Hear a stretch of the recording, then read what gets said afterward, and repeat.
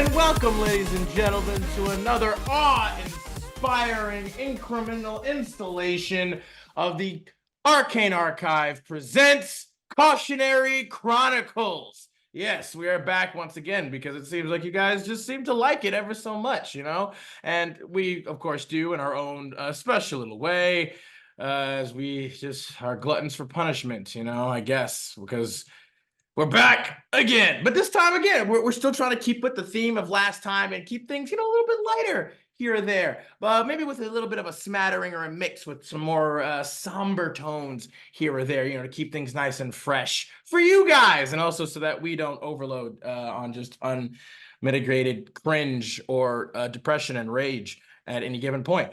But thank you all for coming back. We've got some great tales and stories for you today that we are so excited to share and to talk about. We think that we've collected quite a myriad of interesting scenarios that we felt a bit of a personal connection to, or just that we wanted to kind of discuss our viewpoints and ideas and thoughts on. Right, Sammy?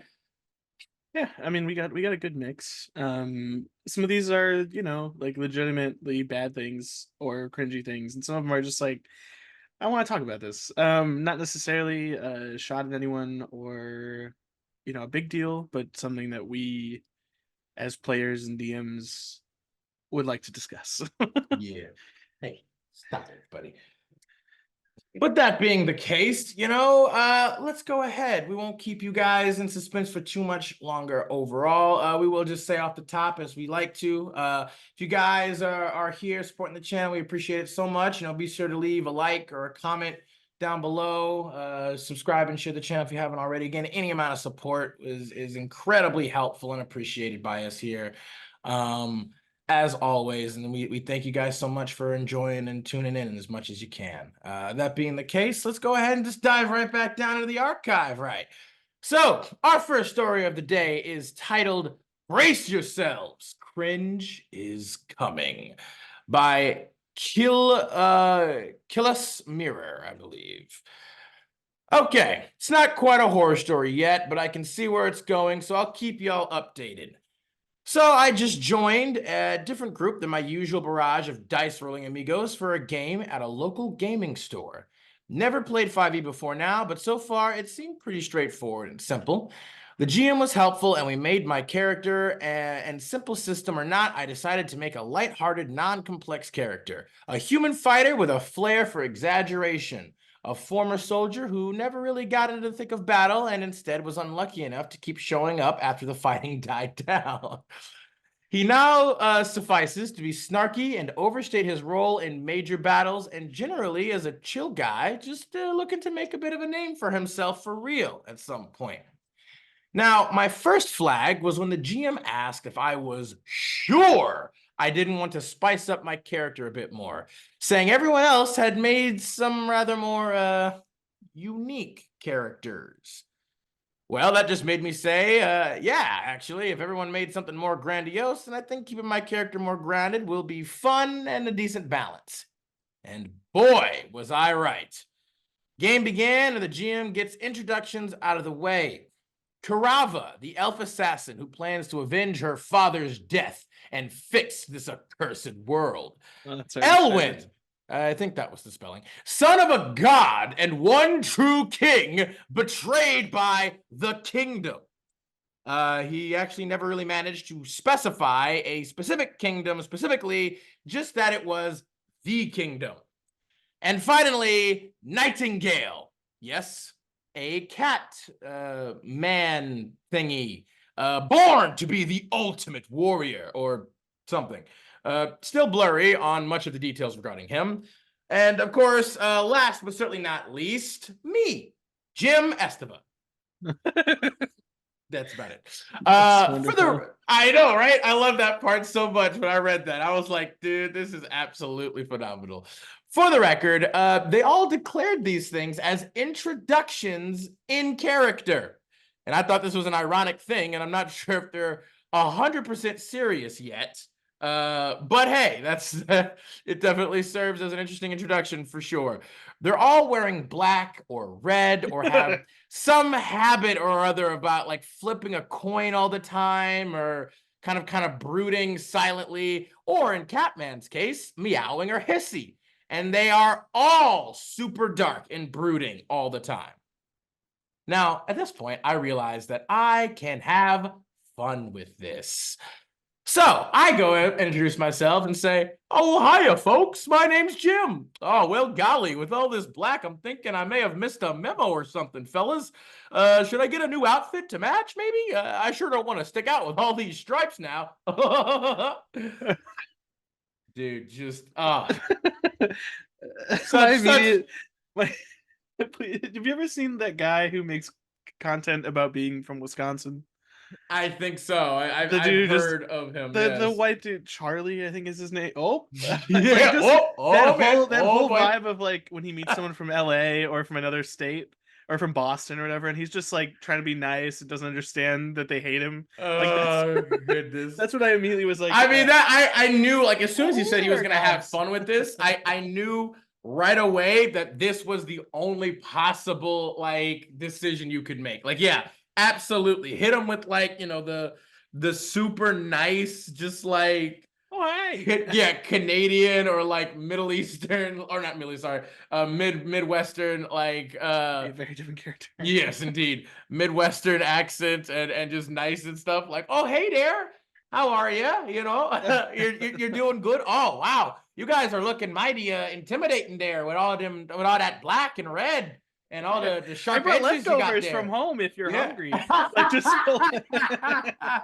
I love it. Like he played this whole scenario that could have very easily been, yeah, exceedingly just annoying and cringy and stuff. And he flipped on the script super mad. Like it was just like, yeah, no, I can have some great fun here, eh?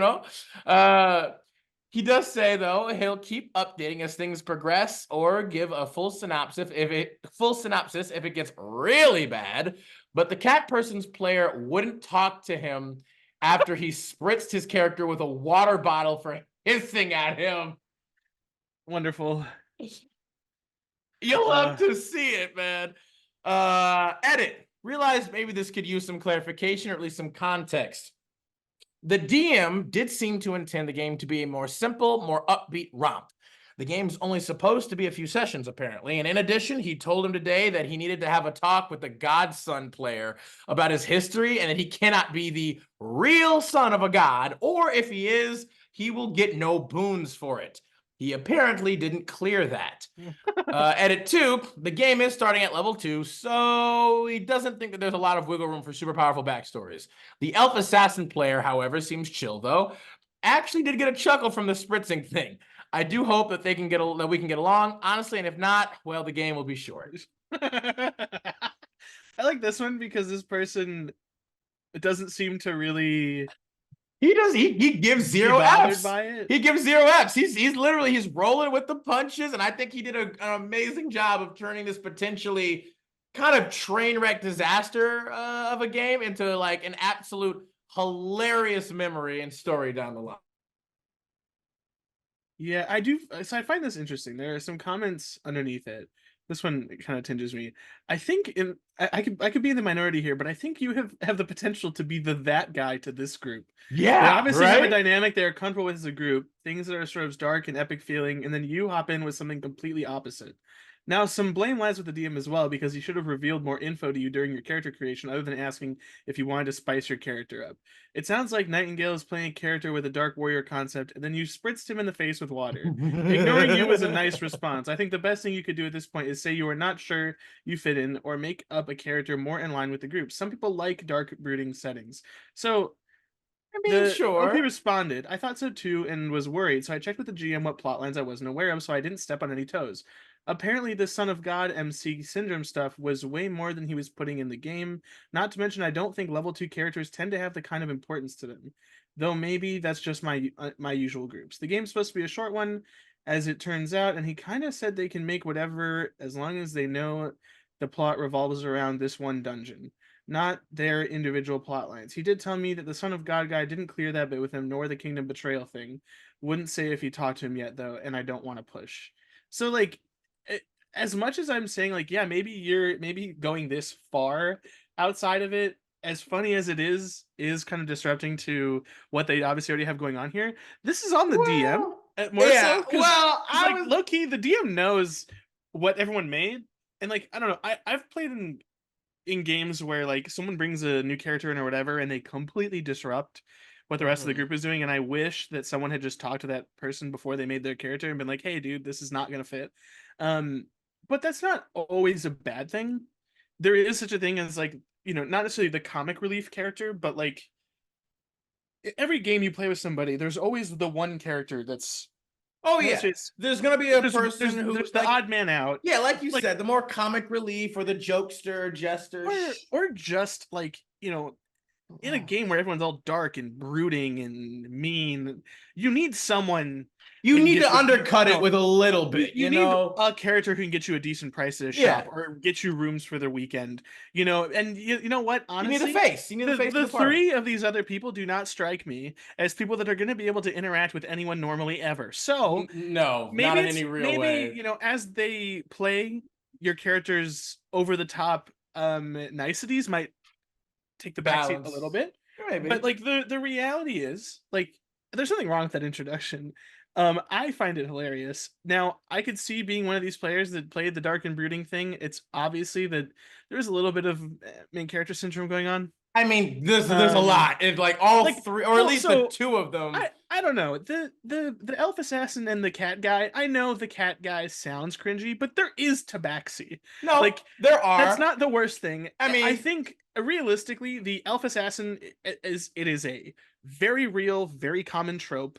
The cat guy, ultimate warrior thing, very common trope in yeah, D&D. absolutely. Or To me, just in any medium, that multiple doesn't fantasy it mediums. doesn't scream main character syndrome to me. They want to be different, that's fine. A lot of people do when they play this game. Oh yeah, and Weird there's nothing wrong with godson, that. weird godson guy who hasn't even fleshed out his backstory enough to give you anything to work with. That is entirely someone who cannot play a game with other people without being the center of attention.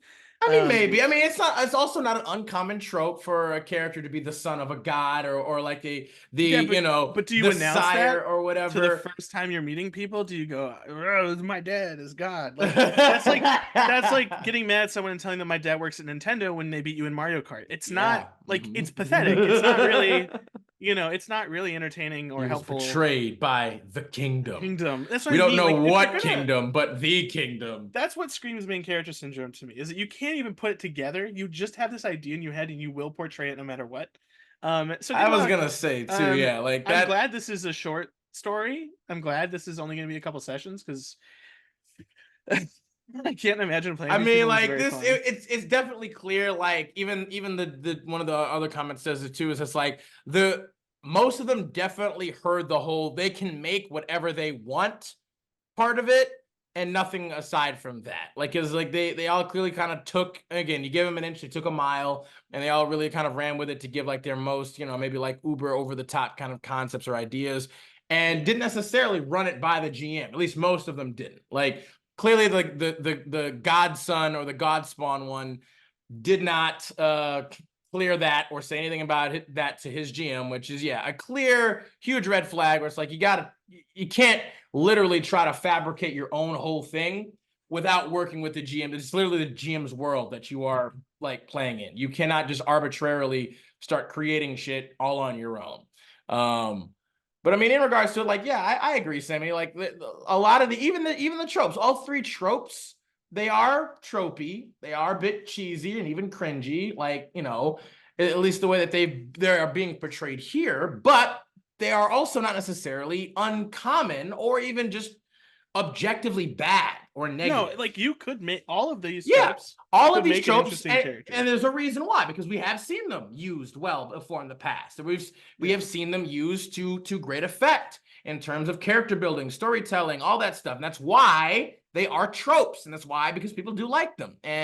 But it is obviously much more about how they are portrayed, how they are delivered, and set up. Which in this particular instance, probably not set up or delivered particularly well in the best No, it way, doesn't. just due to the very nature of the campaign itself. That's supposed to be Yeah, it's a also much hard. kind of chiller, more upbeat and short kind of thing. So it's like Yeah. them It's also saying hard all because this. like these things never survive a campaign. Like the just being dark and broody never, like, unless you're Well, especially really, if like, because again, everybody wants to be that character, right? Everybody wants at to some point be, everyone makes one. I've and made it's one. yeah, no, I have too. Like again, everybody again, there's nothing wrong with that, but the point being too, though, is like as everybody constantly, as we have said so many times on this channel, people have said it on other channels or other things, the dark and broody character can't stay dark and broody all the time. Like you need to be able to show at least a little bit more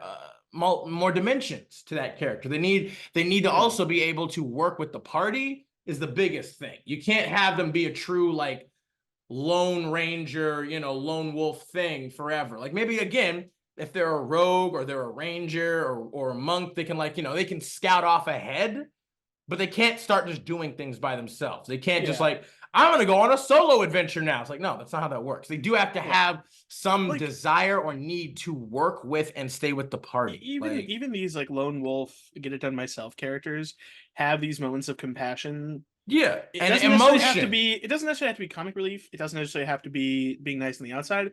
But like you look at, I'm going to use like a very, very, cookie cutter example. Jason Statham in any movie that's not a comedy.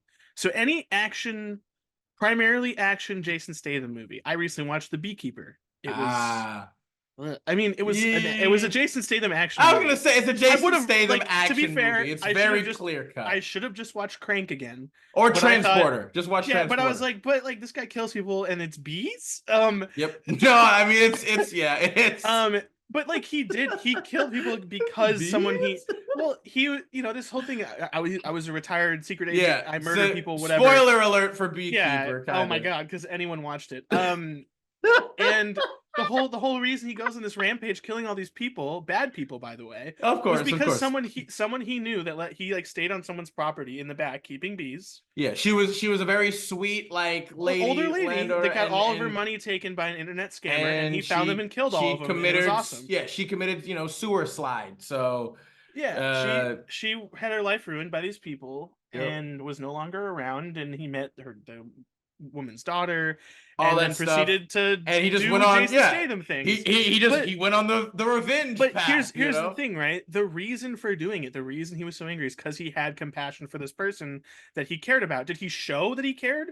Not really, not in so many words, more in his actions. But like Yeah. that's the thing. So this, for example, that elf assassin could be an extremely deep character Well, because and she of does why you're seem doing what you're doing, and she also seemed like the one who cared the most about the I was gonna interactions and say, stuff like like that. she seems like But like she wants to that's fix this broken world, which but is that like, is, I think that okay. is an example of someone who can be both dark and brooding and also still interact with the party and still do things.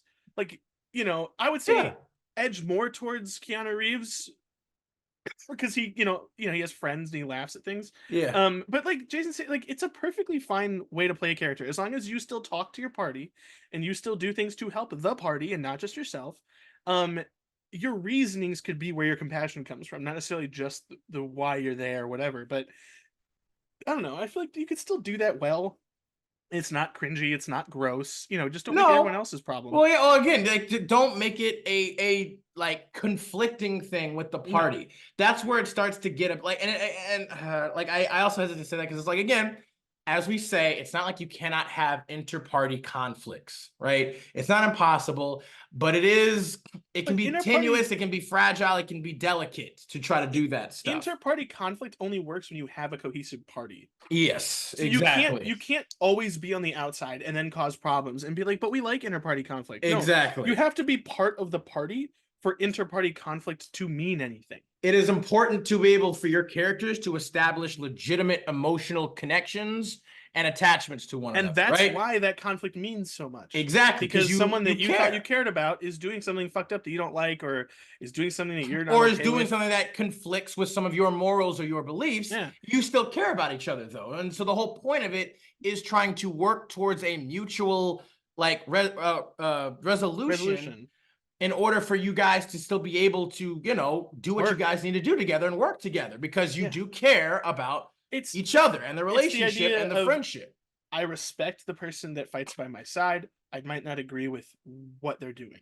And like that's where that conflict comes from, because you're not and that's what makes murder it worth someone doing it. You're looking to change someone, or at least get you two to see eye to eye, and maybe both of you have to change. But like that's the whole point of interparty conflict. Not oh well, he did something I don't like, so I'm gonna kill him. I mean, because like nobody's gonna do that. Like you have disagreed. Like again, any family, right? You've disagreed most likely with your sibling, with your mother, your father, whatever. But you're not just gonna outright then try to like take them out because of a disagreement.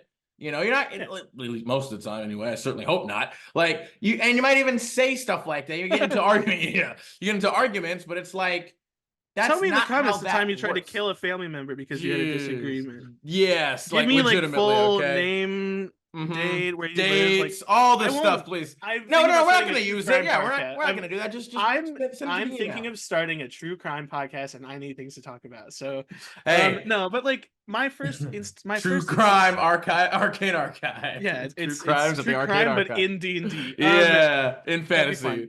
I had my first inter-party conflict I ever had was in the first campaign I ever played with a bunch of people who had never played before. A DM had never DM'd, playing a terrible module, and I was a Dragonborn barbarian, and we had a tiefling necromancer, and I didn't know he was a necromancer until he took necromancer and got the ability to raise dead, and I found out that he was raising corpses. Yep. And my character was not okay with it, as he was religious and was not a big fan of the whole he was a he was a zealot barbarian. Sacrilege or defilement of it was the whole dead. He worshipped Melora. That is against the nature Undead, and the forces as such. And there was, at first it was like, you know, I was angry, whatever, and then he didn't stop, so it escalated into the point where I was like, if you don't stop, I'm going to kill you. And like there was this, you know, a bunch of people jumped in between us, and there was this whole thing, and eventually we agreed that like the only people he can do it to were the bad guys from the cult, and he could only use them in private or when we were fighting against them. So he wasn't going to do it to innocent people or people that, you know, died of natural causes and things like that. So we made, because I didn't want to, my character had a reason to be angry. I didn't want to completely get rid of his character's motivations, concept. It's like, so if he wanted to play a wizard that was necromancer, and I said, no, you can't raise dead bodies, that kind of gets rid of all of the stuff he does. He can't do a lot of necromancy. I mean, he can specifically, but one of the biggest things is the raising of the dead. So I originally I wasn't going to make that stipulation. I was really just saying no. And then I thought to myself, I'm like, well, that's not really fair. And he was a good sport about it, and we figured it out, and it was good. And like, we didn't hate each other. We were still friends. Like, we still played today. The most important thing is that even with your character and their beliefs, you also do have to come to a compromise for the greater good, as it that was the thing. And like, my character thought that, like, if we get through this and we win, it's not like I have to stay with this guy, but he's right here, and we have been successful so far, so we have to keep going. You know, there's that. And it's also, you could also go the route of obviously it being like, hey, necromancy, just like any magic, is not necessarily inherently or intrinsically good or evil. It's often just how you use it. Unfortunately, necromancy is just often used predominantly in a lot of evil things. But you know, it is what it is, and that's what it's supposed to be. It's supposed to be that kind of conflict. And quite frankly, again, though, I just want to state, like, for closing comments here for this post, I still got to say just huge props for the OP and how they turned this whole thing around. Like, literally, they saw all the red flags and the signs literally coming right away. And instead of like looking at that and going like, oh God, no, like, you know, whatever, he took it. He allowed that to affect kind of his own idea and his thing. And he's just like, he sends this just huge beacon of like sunshine, like innocence and rays and everything. And it's just like, again, fantastic use of subversion of expectation and undercutting all of the edgy cringe with some nice, you know, slice of life kind of I do. aspect to it. I'm So getting this like image of like the three of them are like sneaking into a dark warehouse, all he's wearing just black, like and he's like walking. across the street in bright colors ordering a coffee from like a stand, I like talking about his day. Yeah, Like it's I just get a feeling like they they have like the rain clouds all above them as they're just like walking like all broody and dark, and he just has like the one signature sun like ray sun just he's shining down on him, just like walking like he's like picking flowers yeah, he's just and whistling just as he's walking. Like, all right, y'all, what are we gonna do today, you guys? Are we gonna go fight some bad guys? We're gonna sneak into that warehouse over there or something? What are we looking to do? I mean, I'll tell you what, I am not super great at sneaking around, but boy, oh golly, I will give it my good gosh darn best. I tell you what, like, I don't know if what you do saw. I picked out a new cloak, guys. It's yeah. darker and it's like brown. Yeah, like what do you think? Do you think it matches the aesthetic of the group now? Yeah, I'm he's feeling still mighty wearing just spiffy. I tell you what, like. yeah, he's like still wearing bright colors everywhere else. Literally, and it's just like they hiss at it, like literally all of them do, not even just the cat man. Yeah. But again, phenomenal work, OP. Again, if you do ever post an update, which I doubt it because it's 5 years old at this point. So, but man, it would have been great to see if any other shenanigans that come from this particular group. I would absolutely I mean, I have guess loved. no post means good things. Hopefully, Yeah, you know what? We take those. You know, if it's no negative updates, or maybe he posts them in glory stories, and it's actually maybe. been a great time. So yeah, we'll have to check maybe over there at some point. But for that being the case, let's go ahead and move on to our next story of the day. We want to go ahead and take it away, Sammy. Sure. I have a post from Wishing for a Fish. DM forced my OC's original characters' parents to be slave owners and traffickers. This does have a bigotry warning, so be prepared. Minor edit. I didn't think I articulated my point well in my initial post, and I apologize. I speak languages other than English, so I struggle to get things across well. I'll dumb extra details down into bullet points. Thank you. That's very helpful. Always appreciated. These are the bullet points as follows. There was a session 0. Slavery was not introduced till after. Bullet point 2. I'm okay with dark themes. In-game slavery is okay with me. I'm not sensitive to such topics. Bullet point 3. Only I received a backstory switch up as large as this. Bullet point 4. I tried to RP my character overcoming her parents. Nothing worked. Bullet point 5. Yes, I should have stood up for myself. Bullet point 6. Friendship didn't end due to this. That's a dumb reason to end a friendship. Bullet point 7. Remembering some more. I have voiced discomfort to this DM before, different campaign, and was met with laughter and jeers. This may be a you should have left earlier thing, but for some more context. I appreciate that. Hello, long-time lurker, first-time poster. Sorry if this is formatted weird. I have minimal clue how posting on Reddit works. You and me both, bud. For context, I'm fairly new to D&D. I've only been in a handful of games, all of which ended up pretty terribly, and this is one of them.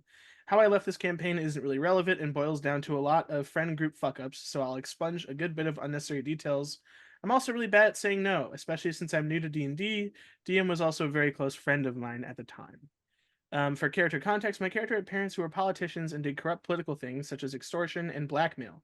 Typical politician things. You're right. Both me and the DM were cool with it, and that's what I decided was the case. Cut to the campaign, things are going well. I play my character, DM plays a DMPC, everyone plays theirs. Then I noticed an NPC really hates my character for whatever reason. Mind you, this NPC is written into another character's backstory, so I figure he hates my PC because the two are friends, so I just move along. Then it's revealed to me why this NPC hates me. Apparently, my character's parents traffic the NPC's species and a few other species into slavery. When I heard this, I was definitely shell-shocked. This wasn't what I discussed and greenlit with the DM, especially as a person who is a person of color, which makes this a little more ironic. I can understand wanting to use dark themes in your stories, and I don't knock it. But to suddenly spring that on a player, which will have extreme negative in-game effects, basically most NPCs were hostile to my character, for something I didn't even say was okay to include. It's pretty messed up. I should have said no then and there, but I didn't know that was something DMs probably shouldn't do. Like I said, I did end up leaving the campaign, which caused a whole other menagerie of issues, which may be for a post another day. Is this a DM red flag? Am I just the crazy one? Please let me know. I know I should have at least stood up for myself at this point. Now, I do have some opinions. Obviously, we've talked about something like this before. I don't like changing someone's backstory like this. Especially arbitrarily like that. Yeah, Like that's and like, I definitely could see the connection of corrupt politicians, blackmail, extortion. I definitely, this is one step up from that. Obviously, a big step in terms of, what you're dealing with. But I guess for someone who's a piece of shit, it wouldn't be. So I get it. I get the connection. I really do. My thing is, as much as this sucks, right? There is the main factor of why is this affecting the character now who isn't associated with that family anymore? That was like the whole point of this character is that they got out of this relationship with their family. So why are you then putting that on the character? Like aside from the fact that Well, I don't think it's okay to do something like this on somebody without talking to them first. But the real issue, in my opinion, as well, that's one mistake. The huge mistake is why are you putting that on a character? Because this is NPCs treating a character like that, which is entirely the DM doing that. This yes. character's whole backstory was that they wanted to be disconnected from their family because their family was terrible. That's the backstory. Why are the decisions of that family negatively affecting the character actively over and over and over again in your game? You chose to do this as a DM. Fuck you. That's a terrible way to introduce a story point and then make it a detriment to a person at your table who helped come up with this story. The whole point, like, I get it if like it was one NPC or two NPCs or like someone that was connected to her family. That's like, I can't believe you left us. We're nothing but great people. Like lying, basically. But you're doing that. Every NPC doesn't like this person now because they have this loose connection to some terrible people. It's not like they're wearing they're not wearing their family crest on the middle of their forehead. This is stuff that can be avoided, and I don't Hmm. like even taking out the part where you change the backstory.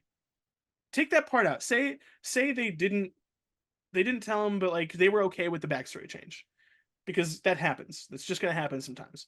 Hmm. Why is it so negatively affecting a character that they left a game? Like that's the part that I don't I understand. mean, That's so unfair. it's Like, it's holy shit. so there are multiple there are multiple aspects to this, indeed, and I agree with everything that you were saying, Sam, in terms of like, first off, for these types of themes or aspects in a game, some people obviously they don't want this type of stuff in there at all, right? They don't want even the concept or whatever of slavery to be a thing present in their game at all because they don't want to like deal with it. They don't want to know about it. They'll be like, a lot of people are like, we play this game to escape the horrors and atrocities or whatever of the real world into here. Now, I'm not necessarily a subscriber to that notion. I am more of on the in the vein of like, hey, I play these games. Yeah, we play them as a bit of a reality escape, sure, but I still think that it's important to be aware of and to know and to have stories have these elements in them because it's like this stuff is real. It happens, and it's not a bad thing. In fact, I feel like it can be even more helpful that you have them in this world that is a fabrication, but that allows you to find ways of being able to better deal with these things. That you can, in fact, maybe even, and maybe even not in better ways, but even like if it's a fantasy story, then have a story about overcoming this kind of thing, like she did, and so that's how I feel about a lot of more taboo or whatever themes or concepts in games is I feel like they should be present, or at the very least that it is okay to be present in Yeah. games because things like this do happen. And it's like this gives you an opportunity though to make it better, to overcome it, to right the wrongs that so much of us don't have the actual power or ability to affect in real life. But we'll table that particular aspect, and instead, like in this particular situation, 100% the GM, like for this kind of thing, I understand, I think what they were maybe trying to go for Yeah, I see the connection. but the issue being is, like Sammy said, is yeah, you cannot just simply drop that on. Like, here's the thing: unless it was literally something that their character would not have known about themselves, unless like their family doing That's another this thing. was literally a secret, like all around. It was literally, it was supposed to be an under the table kind of thing on how they got like all of their Money. capital or their mind, I yeah, mean, their finances and their that's income. 100% like a real thing.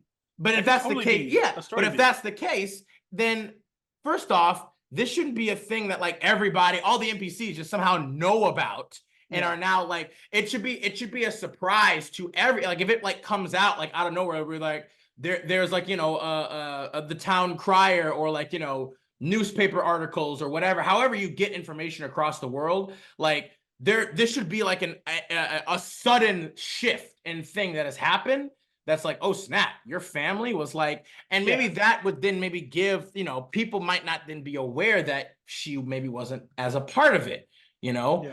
But at the same time, it's like that doesn't necessarily mean that everybody should just start hating her either. Because especially if she has an adventuring party, if they've been doing good, they've been making a name for themselves. She's been making a name for herself up to this point where she has been doing good. And so that would then conflict and be like, did you know? Like, and that would also just be a personal thing for herself on like, I wanted to separate myself from my family because I didn't necessarily believe with like, you know, the more snooty upper crust, you know, way of them behaving. But I didn't even know that they were doing this on top of that. Yeah. I mean, like, that's something like someone like you or I, and this actually happened in one of my games I played. We had a character who was hiding her identity because her parents, or her brother murdered a bunch of orphans, and like there was this whole thing, like he was possessed by something, right? But like people didn't know that. So like her family name was in shambles. Yeah, or, like it was dragged they're having to a the lot mud. of It was issues. destroyed. Just like her parents' reputation survived, but like her family as a whole had a lot of issues. So she was hiding her name because she killed him. Yep. When this happened, like she avenged those kids, but people didn't know what he was doing, just that she had killed him. Yeah, So like they didn't know she, the backstory behind her they were actions actually and what looking caused for it. her, so she had to change. We helped her like change how she looked and cut her hair and like dyed it and stuff like that. But like we've all been playing together for a very long time, so stuff like that we can handle that. We can swing, we can fucking move. You can roll with the punches But like and stuff. Like someone brought up a very great point.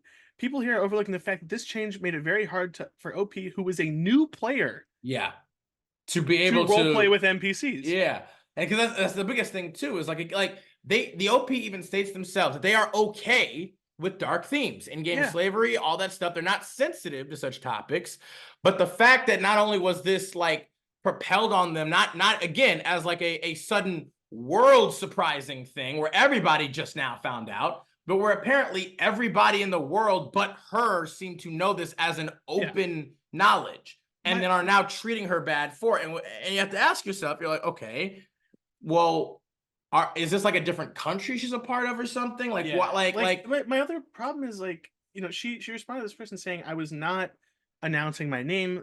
The relation to my parents were a little obvious due to how distinct the character's bloodline looked. But it made it very hard to have fun. Here's my problem. If everyone knows what her family looks like, then they should probably also know that she does not associate with them anymore. But why on earth would all these people know who these people are? As much as we talk about, you know, these big royal families or governments in your D&D campaigns, normal people on the street aren't going to know what all of them look like off the top of their head. They're not going to recognize every family. In fact, most people would assume that such a person of high standing wouldn't even be here. Like they'd look at them and they'd be like, that looks like, nah, it couldn't be. Like that, people do that all the time. My thing is like, is this corrupt family that's known for blackmailing and extorting people just waltzing around all these towns? Doing all of this work as adventuring and stuff? Like, that would be the only reason that these people know what they look like. Because again, unless you're representing yourself with their name, which it sounds like this person wasn't doing. Nope. Then they would have no way of knowing your relation, and that's another. Not truly, not having any real, at least evidence or truth. It's like that would also, that's something that like, you know, this person maybe should have advocated for more, but they're a new player. What are they supposed to do? Yeah. But again, this falls to the DM. This is not I get where they were going. I like the story beat. The story beat of this person finding out that their parents did even worse shit is great. I love that. Yeah, 100%. That's actually a really good idea. You could also then cements. It cements that hatred and that wanting to rid yourself of that connection. I mean, you could though also add the adage of like being like, they did this maybe not necessarily for entirely selfish reasons, but because hell, their family maybe in a long time were like demon or devil worshippers, and like they were they were in an actual contract where if they didn't do this, their children would die or their children will be taken by devils or something. There could be, you could have all sorts of themes. You could have made this an amazing, incredible thing where it's just like, oh, hey, you brought the family back together because the circumstances that were happening, like, again, like the same thing with, like you said, with her brother before, right? He was possessed by something to make him do these horrible things of murdering, people. And it's like similar thing here. Those are, again, great story beats and storylines to be able to use. But clearly that didn't really seem to be the case. It was almost like he was using this as a means of, again, of providing some amount of like obstacle and difficulty. And I think that therein lies, again, the issue. We've talked a bit about this before, is that GMs, there are a lot of times where we all, any GM can have the idea in their head that they have to make shit hard or difficult for the players in order for the game to be fun or interesting or better. Because I think that like difficulty automatically equates to better. And that's not always the case. It's about how you do that.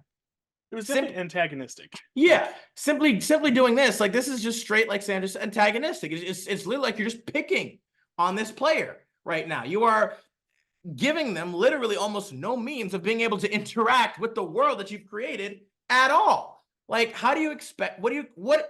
Once again, same thing with players who create just ridiculous, crazy characters. GMs, for this particular dynamic, where do you expect this to go for this character? What are you expecting this to do for or to this character? To what? What reaction, response, or eventual like end game are you looking to happen to this character by choosing this thing for them? Like, I would be very interested to know. Like, I mean, please, like, if anybody else has an idea, I would love, like, type it down in the comments. Like, let us know, like, what you guys think. What was this DM thinking would happen with this character, or where this character would go with being treated like this? Because I always wonder. I'm like, what is your intention behind this decision here? Because all it seems is that you're literally trying to bully the player out of the game. Like you just want them to leave because or you hate their character and you want them to make a different character or something. Like, cause it's like, what else is there possibly for them to do with all of this shit here? Because it's just kind of ridiculous. Yeah. Any other ID comments that you have for this one, Sammy? No, I think we got it all. I think we really, I mean, because that was it. Like, it was. I'm not, again, I think the DM made a mistake in not communicating that this is where he wanted to maybe take the story. But the reality is, like, if you would just let them know and been like, hey, I might want to introduce some other things that your character wouldn't have known about, then is that okay? Like, I get why you maybe didn't want to ask because it would ruin the story, but then again, doing this, but also, like, they did this, which could have been cool until they introduced NPCs that knew way more than they should have and targeted the character. That's what I'm saying. So, like, you don't get to doing both. Kind of the second thing outweighs the first thing, which could have been a really cool, well done, well thought out idea that you immediately ruined by being a dickhead. It's like, that's kind of how it feels to me. It's almost like they said, the OP says that they were very, very close friends at the time. And so I'm wondering, I was like, what, did something happen out of game that made them like want to get back at you in game or something? Or like, because again, even with the idea of like, I have an idea for like your parents and your family and everything in this twist, but that still doesn't again explain how he behaved in game or how they behaved in game, where it's like, what do you expect them to do? Okay. Do you expect them to go and like stop their parents now or something? Do you expect them to like apologize and get down on their knees? Or like, are you expecting them like to be more altruistic and more like engaged in the community to help, like, I guess, get her or their reputation better or something? Like, but if that's the case, then you also have to allow your NPCs to be affected by your character's actions. And that's maybe that in there lies the thing.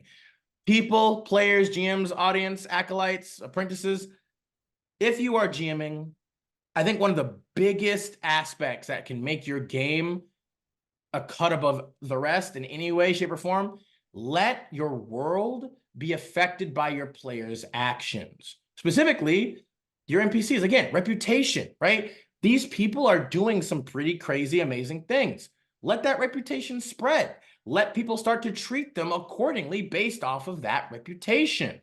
Like, word gets around much faster than you might think in these worlds, especially with magic, with all kinds of other like abilities, teleportation. whatever, even more mundane courier services or, you know, bird delivery service, whatever, you know, like let that happen. And especially if you're going to do something like this, if it's going to be something that initially reflects badly on a player character or even the group as a whole, then you also have to let, especially when it's not even something that they're directly connected to or involved in, then you got to let their actual actions be something to offset or affect it as well. It goes both ways.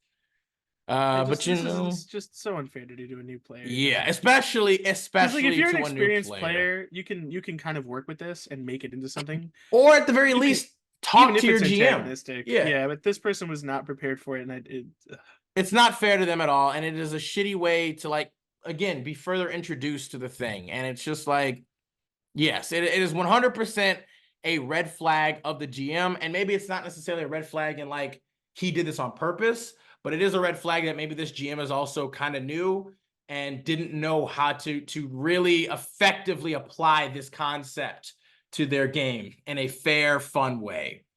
But you know what? I think that's about all we got to say on this particular matter and post.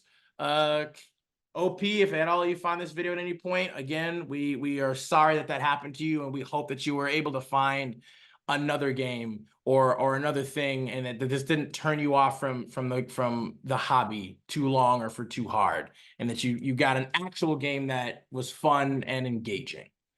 Let's go ahead and move on to our next post, and this is going to be titled "Dealing with Uber Cringe" by Shadowrun Fanatic. A little bit of an NSFW warning here for y'all, just as a heads up. Hey there, everyone. I have a 3.5 D&D tale of cringe to share. The story surrounds one particular player who combines some of the worst aspects of a rules lawyer, power gamer, and a diva all rolled into one. trying to block my... Oh, hey, you know what? Takes one to know one, Sammy. Let us know what you feel like. Thank here. God, I don't play 3.5. So. Indeed. Although I'm sure if you did, this would be interesting. Hey, and how he hit epic levels of cringe that made everyone uncomfortable. There were 4 of us plus the GM, who was new to the system at the time, but was quite knowledgeable of the system. I suppose that's supposed to mean like it's the first time they're actually playing, but he had done a lot of research and like prep beforehand, maybe. But that's how I'm assuming that statement's supposed to mean. All of us had experience with the game, and the GM was okay with most third-party material provided it was run past him. Okay, that's fair. The problem player, who shall be known as Charlie in this story, always had a pressing need to one-up everyone else in the group, from stats to skills and everything else in between. He had a habit of running away in most battles after an attack or two, citing that it's all about surviving for him. Oh, boy. He also had some interesting real-life quirks, which we were very accepting of. Excuse me. Very theatrical. He loved to cosplay his character at some sessions, wearing his cape and something close to a gimp suit with the head exposed, and had a startling collection of real armor and swords. He was a collector. Okay, there's nothing necessarily objectively wrong or bad about most of that. Zed, bring out the gimp. He also liked to parade around showing his scars, where he would pay ladies or gentlemen of the evening to stand on his back wearing high heels. So he says, but the bruises on his back were startling.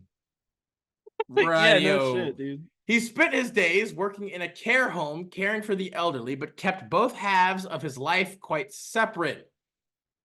Okie dokie, artichoke. It would be no surprise then he whips out one book at one session titled The Book of Erotic Fantasy that he just bought, and asked the GM. I think he might be trying to implement it. I think Fatal. No, stop it. You don't want to play Fatal? No, stop it, Sam. Do not answer that question. We're not playing Fatal. Someone wants to play Fatal. No, and ask the GM if, I mean, maybe he does. Honestly, I could. Yeah, sounds he probably wants to play Fatal. Ask the GM if he could use it for his dark elf cleric / wizard character with a smile that the Joker would be proud of. Why does he have a dark elf cleric / wizard? I mean, the dark elf part makes perfect sense, but the cleric / wizard? That sounds kind of cool. I mean, I might be a little bit not as knowledgeable about 3.5 to be fair, I'm but not I at feel all. like I I tried. don't like, maybe he just rolled really good for stats then, I guess. I don't know. Without really realizing the ramifications of it, the GM approved. Why would this book is literally titled The Erotic Book of Fantasy, or the Book of Erotic Fantasy. Why would you not maybe want to check up a little bit on this? Someone wants to play Fatal. None of us were prepared for what happened next, but we knew it was going to get weird fast. No, really? Charlie didn't have much of a filter. So I can't imagine why. What was your first clue? So he had a habit of excitedly jumping into situations and blurting things out that sounded better in your head than being said out loud. Case in point, in a fight with a BBEG, he gets all excited and casts, I cast power word orgasm. Yes. Oh my goodness. Everyone falls silent. What? The GM says, looking at him as his eyebrows raise all the way to the top and back of his head. Everyone else looking at each other with a total what the F expression, and Charlie begins to explain the spell in all its glory, and everyone sat there just looking at one another dumbfounded. Our The word G- king. Literally, the GM then went with it, and the whole fight with the BBEG got really awkward. And it just gets worse from here. He got really into brewing potions all of a sudden and was keen to share them with everyone, revealing that his character's bodily fluids were in No. them, as per his new No. book, with a feat making them much more potent. Yeah, no thanks. Everyone passed on those. And Oh. then came Doing. another exciting addition from his new source book, the nipple ring item slot, that the book added to the list of item slots existing in the game. He was going around telling everyone about how amazing this is to add an extra item slot, which fueled his power gaming tendencies even further. Did y'all ever want to have more than 10 rings equipped? Sorry, 20 rings? Well, now you can have 2 extra ones because they go on your nipples.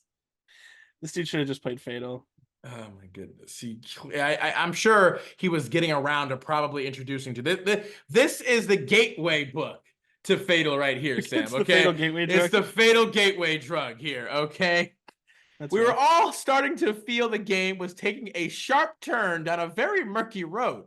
So we approached the GM to consider putting some restrictions on what he was doing, as this book delves into some very adult subject matter that isn't necessarily beneficial to the campaign or to the comfort zones of everyone involved. He said he would, and we said we would support him. Any romantic or erotic stuff in the game normally fades to black, such as when the stereotypical horny bard beds the tavern wench, but Charlie wasn't having any of that. Yeah, nope, you're right. He's definitely wanting to play Fatal. Before the GM could address the book's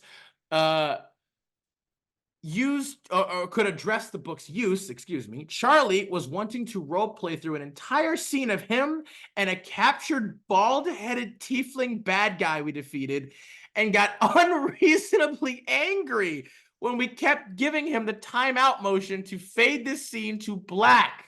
I mean, I would argue that this guy isn't this guy isn't consenting. You guys captured him, right? This isn't, you should just fade out to black here. There should be some legitimate, objections, I think. We didn't need to know the particulars of what went down, and Charlie's character would force themselves on other enemies and NPCs like this again and again. Yeah, no, he's totally down bad for Fatal. But the DM would refuse to let him roleplay it out and had it fade to black. Why did you even allow this to happen at all? There should be some legitimate, objections to this, right? Just, he was clever enough never to do this around, okay, or near the party. And since we kept moving, we never discovered in character what he was up to. Okay, that I guess at least explains that. But even then, I would still argue outside of character too, maybe, to be like, whoa, okay. Well, I mean, okay. We did just get done saying you know, dark themes and stuff are okay in a game so long as everybody has understood and agreed to said stipulations and awareness, you know, consenting. And so it's like, okay, if he wanted to play his character like this, I guess it's like, all right, and none of our other characters actually knew it. We couldn't necessarily like say no to it, but again, I don't like this. Okay. Charlie didn't like this. The GM took him aside and tried to talk some sense into him, but Charlie reluctantly conceded to some of the issues, but not all. But when they came back to the table, things got more comfortable for everyone, luckily. Unfortunately, it didn't last long. Yeah, well, what are you going to do? Things continued bearably for some time until we ended up in a Freaky Friday situation where we somehow ended up in each other's bodies and had to find a way to fix it mid-dungeon. Charlie, oddly enough, didn't seem upset over this at all, and we awkwardly continued on. Charlie being uncharacteristically very quiet through it all. We ended up changing bodies not once, but 2 more times, so we ended up in everyone's body at least once. Once we finally broke the curse and got back to our own bodies, Charlie revealed the alterations he had made to our characters without our consent. Piercings, beautifying scars. He found scars to be gorgeous, and more. He also kept samples of our characters' bodily fluids without our consent and was now in possession of them, which doesn't make a lot of sense because he would have kept them on the people in question. He couldn't have given them to the person who was in his body at that time because they were in his body. So he would have kept it on the person in question, so they would just find that themselves. You're thinking way too much about the oh God. We're talking about fluids here. He stored them in a pocket space. But he doesn't have access to his own powers. Everyone has a fluid pocket space. They all keep one. It's very important when you're playing a wizard cleric multi-class. You gotta have the fluid space. Yes, it is a fluid space. It's usually housed, you know, in your body is where the fluid space is. Something about a third-party alchemy book where he needed people to voluntarily donate their blood or other fluids, which can be brewed into a concoction that would create a powerful bond between the character and the user. Timeout. Now we're saying timeout. This was a little too far. Now it's a little too far. The GM had to pull Charlie aside and inform him that he can't go altering everyone's character and doing those things without consulting him or on what he was doing, and he can't just go about doing things without his knowledge. Charlie blew up. He had some weird scheme in mind to somehow enthrall or charm us all into loving his character that this freaky situation now afforded him, and the GM retconning his actions took this away from him. He was growing tired of being told he couldn't behave or do the things he did and reluctantly agreed. The final straw came when he tried to magically compel a bunch of friendly NPCs the group was close to into participating in a debauched event of his design. We intervened as we liked these NPCs, and this event would damage our relationship with them. So it's okay to not intervene just because you don't like certain NPCs and things, even though, again, you're allowing him to... He tried to get him into a cool orgy, though. Charlie couldn't be reasoned with, and we ended up in a very awkward fight against our former teammate, but we managed to triumph despite the embarrassing spells and abilities he afflicted on our characters. That awesome. I think that's a total typo. It says adelicted, which I'm like, I think he meant to say afflicted. God, this is so good. He wouldn't be taken prisoner and decided to try and take everyone with him in a Baylor-esque explosion using a souped-up necklace of fireballs he had that nearly wiped everyone out. He tried to literally go kamikaze. Okay.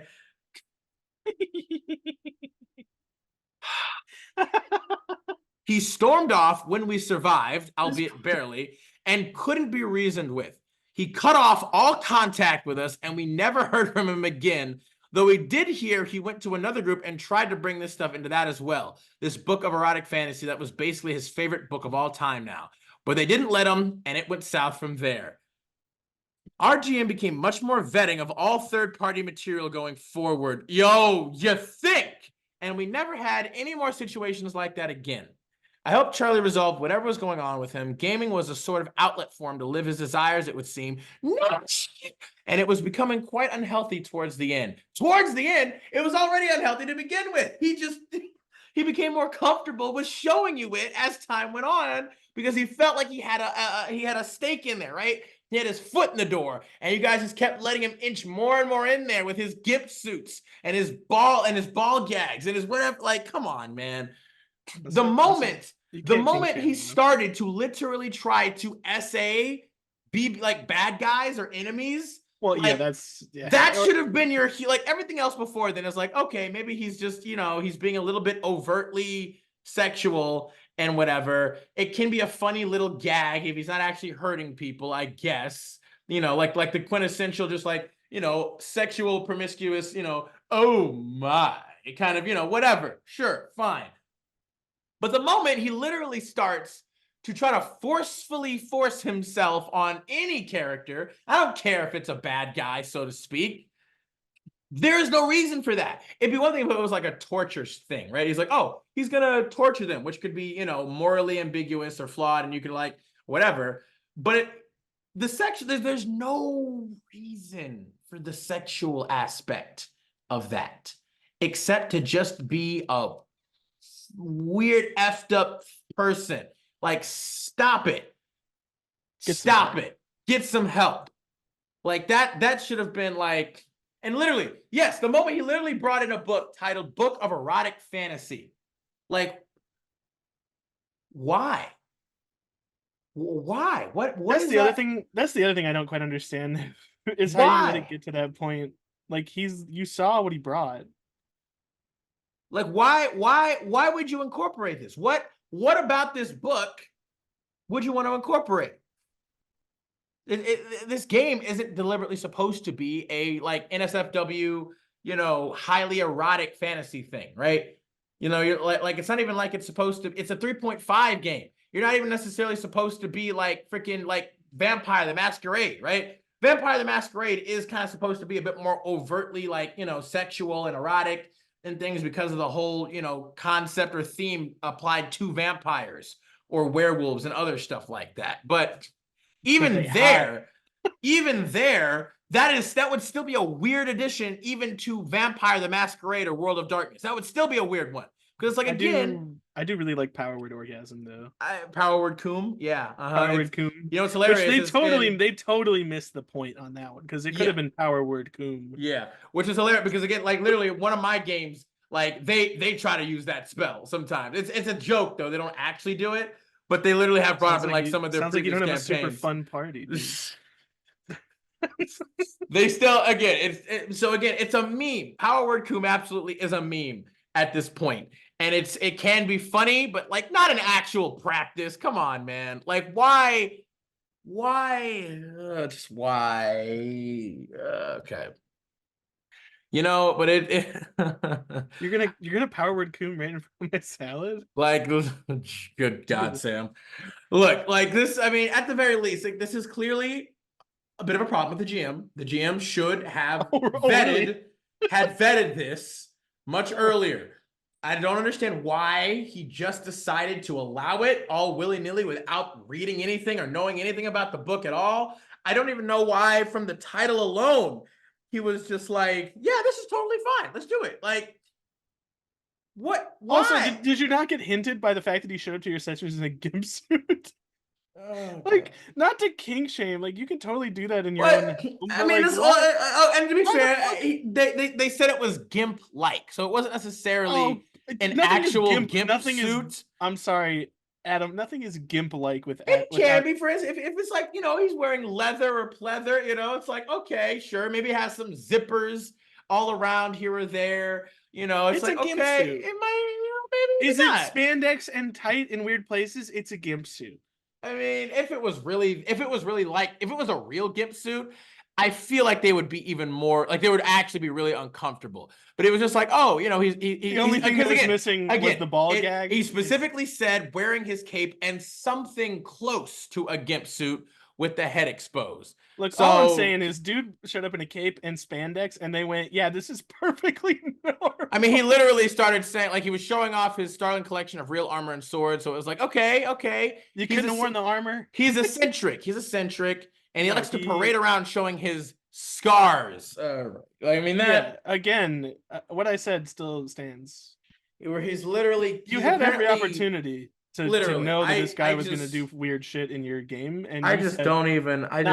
he's fine. It's a quirk. No, dude. And a nipple ring item slot. Why? He showed up in the gimp suit. Of all things, a nipple ring items, like, what? That one's not even that bad. Nipple rings aren't necessary. They don't have to be. No, but why nipple rings specifically? Like, do you already have earrings? You already have, like, because in that case, why is it just nipple ring? You can do it anywhere. You could do a nose piercing item slot. You could do, a belly button piercing item slot. I would have been more enthused if it was a Prince Edward item slot. You know what that is, right? Oh God. Jesus, Sam. We're not supposed to be the cringe stories ourselves here, okay? I'm not. I know my shit. Oh yeah, that's what I'm sure what they all say. All right, you know what? I think we've said enough about this one. That was, I will say, accurately titled OP. That was indeed uber freaking cringe. Good golly gosh damn. All right, let's move on to the next one. Sam, if you'd like to take it away for the next story today. Oh sure, we can stop talking about weird bondage ring guy. We had to get at least one weird fetish story in today, I guess. Yeah. There we go. Hey, back full the next circle. one from Athena's Owl is the players who believe that in-game war crimes shouldn't have in-game consequences. That could also be a kink. I've had more than my fair share of RPG horror stories, but now that 2 campaigns are wrapped up completely, one sort of died out, and I left a 4th because my playstyle was not compatible with the DM or some of the other players, I'll share this one. I ran a 4-year-long campaign as DM that recently wrapped up. We started with 10 players. The game didn't have a high player attrition rate, per se. Did they mean retention or attrition? Who knows? I think attrition. Yeah, because but we did have players drop out due to work schedules, family issues, and life in general. Yeah, when I read this the first time, I said retention. Yeah, retention. It's just how your brain works sometimes. The game started with a Curse of Strahd, and for the most part, everything went pretty well. After Strahd's defeat and spoilers. Strahd loses, you guys. Maybe. Oh my God. Well, sometimes. That's what I'm saying, maybe. The PCs leaving the Pocket Dimension, they got back to the Sword Coast, and I started tying in backstories and playing out character arcs with homebrew stuff. Awesome. Nice. One player who had some psychic powers. Started invading mines for information. No. Despite the fact that other ways to get it existed.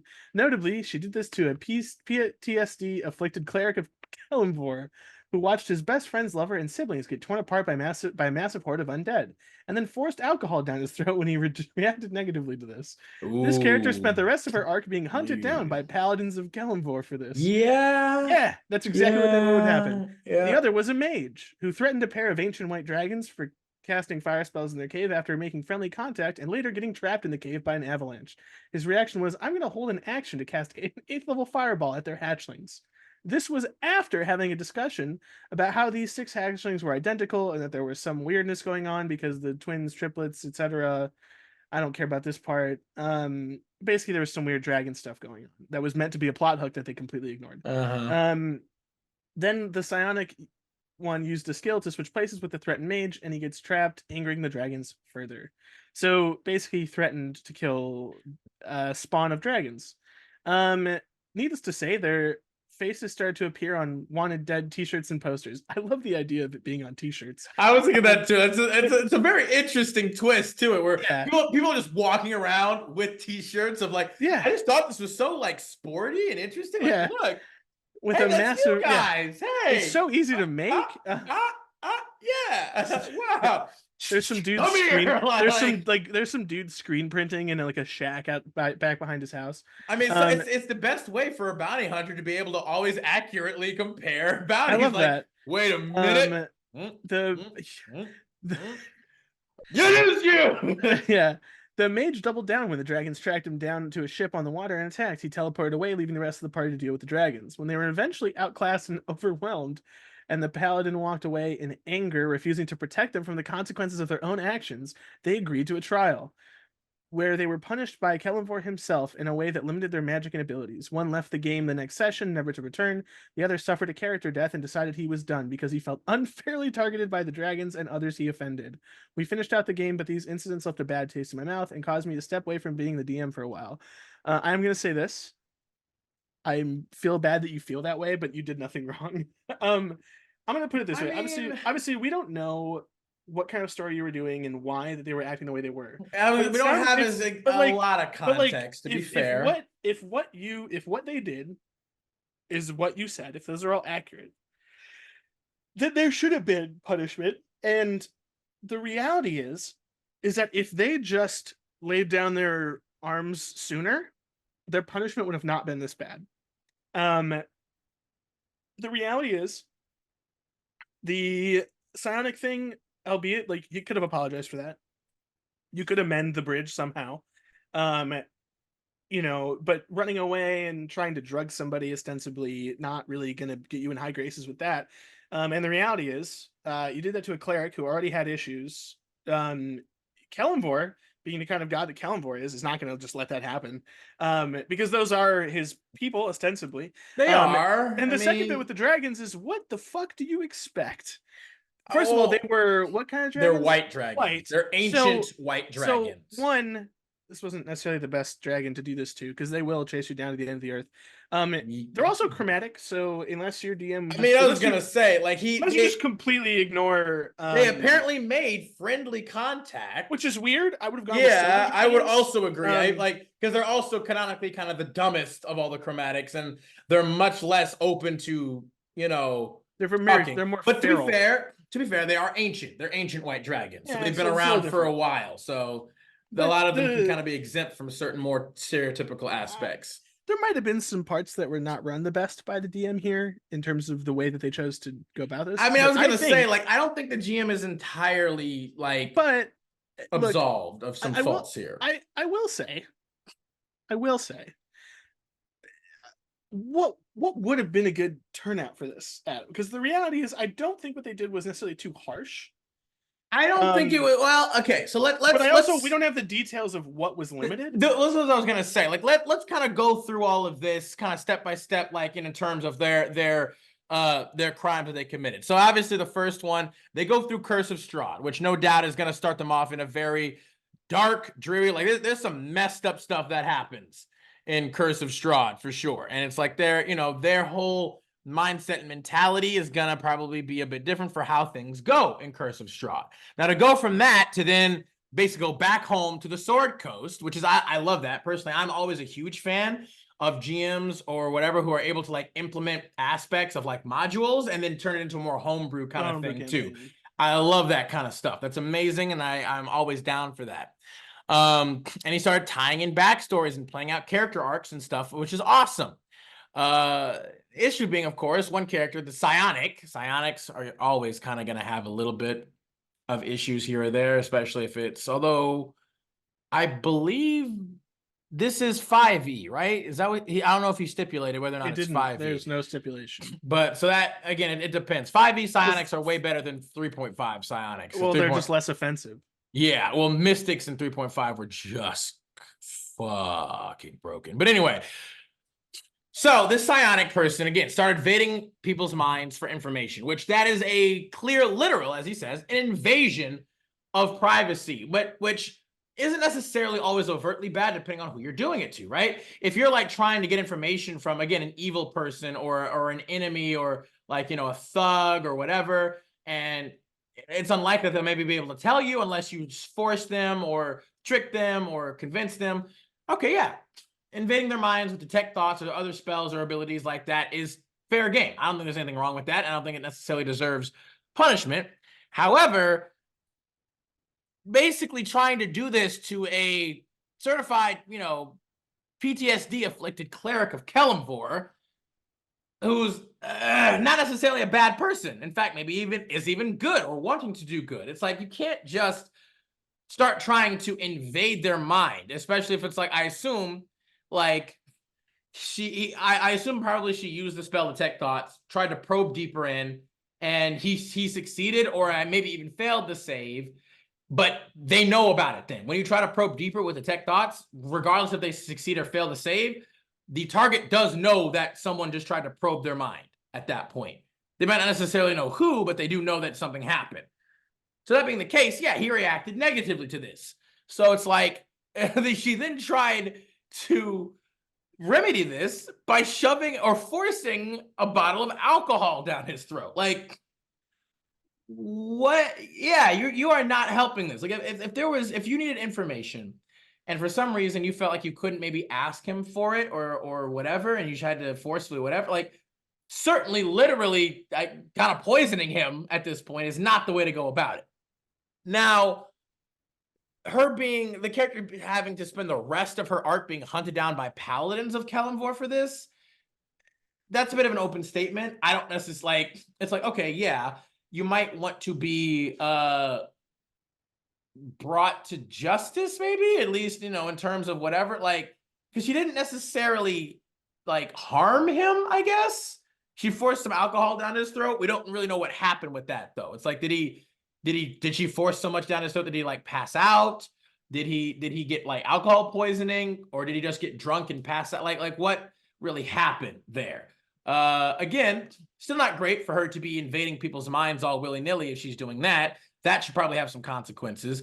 But sending like an entire force of paladins to track her down for that, I don't know. It might be a bit of an extreme case or reaction. Maybe one paladin, or maybe like an investigator, maybe like one or two, like they're like buddy cops. I could see that, where they're like, excuse me, you have been doing some pretty bad things to our order of Kelemvor, or here or there, or whatever. Other than that, then apparently the other thing is the mage. And the only thing we have with the mage is that he basically threatened a pair of ancient white dragons to cast 8th level fireball at the hatchlings, which, yeah, they're ancient white dragons. I could absolutely see, they live forever. They will 100% be eternal, immortal enemies, basically. Not truly immortal, but still. And if you threaten literally not just their hatchling brood, their brood, but the fact that apparently like these particular hatchlings were exceedingly rare in nature on top of that, I could 100% see that they would indeed start to look unfavorably, and you have just now made kind of an enemy for life. That's why so many wizards, dragons, or other long-lived races are so hesitant to make enemies out of each other, because of how long each one lives and because of how powerful they intrinsically are. It's like, yeah, you don't want to have to worry about an enemy that can live just as long, if not longer than you, to then bide out their time, to just wait for the right moment to screw you over at the least, convenient time. Like, so that makes more sense. Now, another thing saying is, like, needless to say, their faces apparently started to appear on wanted dead t-shirts and posters with a massive reward.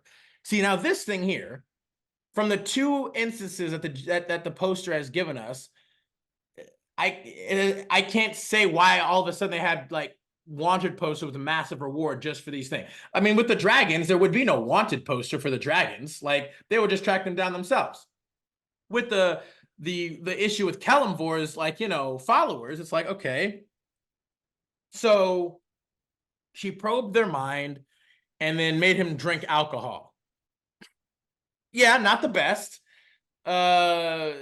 Potentially a crime, maybe of like assault and an invasion of privacy, but I still don't see how that would equate to them having wanted dead t-shirts and posters with a massive reward like going around. I don't think that would. So clearly there has to be way more things happening in this game, or that are either doing this, or the GM is putting like massive over amounts of like consequences to these actions, which, from everything here, I am kind of more inclined to believe that these players are doing more than just this, and the GM just hasn't really stated the vast majority of other things that are happening. But, at the moment, I definitely don't think it's bad at all. Like the final thing being like the mage doubled down when the dragons tracked him down to a ship on the water and attacked. Now, that is perfectly reasonable to me. Yeah, those dragons will 100% absolutely track you down. That is perfectly good. You messed up. And the fact that he literally teleported away and left the rest of the party to deal with the dragons for him instead of standing his ground and like fighting with his party, like that also just shows to me right there, yeah, they're probably up to some more effed up shenanigans that maybe deserves a much more direct and intense response to their actions. And then finally, during the trial and everything, one thing I will say though is like, okay, they agreed to a trial and they were punished by Kelemvor himself, which is like things must have gotten really, really bad if you're literally having a god himself do it, and then especially in a way that also apparently limits their magic and abilities. Like I'm like, just yeah, I don't know, like. I'm definitely more inclined to believe the GM that these players, for some reason, when they got back to the normal like world out of the dread domain of Barovia, that they were just doing all kinds of horrible stuff and they had to react in this way. But even from a little bit of the context clues and stuff that the GM has shown and said in terms of how he reacted, it's like it feels also like maybe the GM still is like, unless we have more context of what was going on with the characters and the players, this does seem like, wow, you threw a lot at them, except for the dragons. The dragon part, completely understandable. But other than that, it's like, geez, like where did the wanted dead posters come from? Or the getting trialed by Kelemvor himself of all people. Just because they maybe did something to like one of their clerics, that doesn't mean that Kelemvor himself would come unless they would have done something like truly abhorrent, like horrendous to maybe the entire order of Kelemvor, or maybe they're raising undead like nobody's business or something. Like that would be the only way I could see like an entire platoon of paladins are like tirelessly hunting them down, as well as like, Kelemvor himself intervening in a trial, apparently. Like I don't. So yeah, from what was showcased alone, I don't know if that part is entirely fair, to be fair, but like, yeah, I don't know. My, Looking, the problem is, like, I think the punishment doesn't fit the crime in this case. The reality is like there must have been something else that happened besides just I read the mind and made someone relive their past traumas. I mean, Like they that's must what have I'm like thinking. they must have like fought their way out of there or something. Because like Or like again, stolen some kind of like ancient relic, or are they sending these paladins so you can atone, or are they trying to kill you? The dragons thing there's no reason that they would come and fight you personally. That's fine. The wanted poster stuff, it doesn't make sense. no, Unless it was just for the psionic player. The reality I mean, is even for like them, a massive reward, like that's not. no, They would I'm just saying like if you fought in order, yeah, if you like fought in order, if you like literally like did this some order was really very horrible, respected. Like yeah. if you killed somebody, Well, like that's what I I mean. If get you it. actually harmed someone, especially of high standing, that would make a little Yeah, bit more sense. I But think I get wanting to punish your characters for doing things. yeah, Uh, for sure, player action should have but like, consequences. no offense, none of these are war crimes. Well, that's what I Um, mean. It's like these like like it you literally says didn't in-game war crimes. you didn't kill the dragons, and you didn't technically. It's not a war crime because it's fancy and like Well, mind even with the reading and stuff fantasy, like it's just that like is a none thing. of this stuff like they didn't actually Um, like seemingly did anything harmful. It was definitely invasive. It was definitely crossing a line. And one could say maybe like, forcefully shoving some alcohol down someone's throat is harmful. That's fair. But you didn't necessarily I mean, kill I them don't. either. So my Like, thing is, I don't know what ability they used because in 5e there is no psionic ability like this.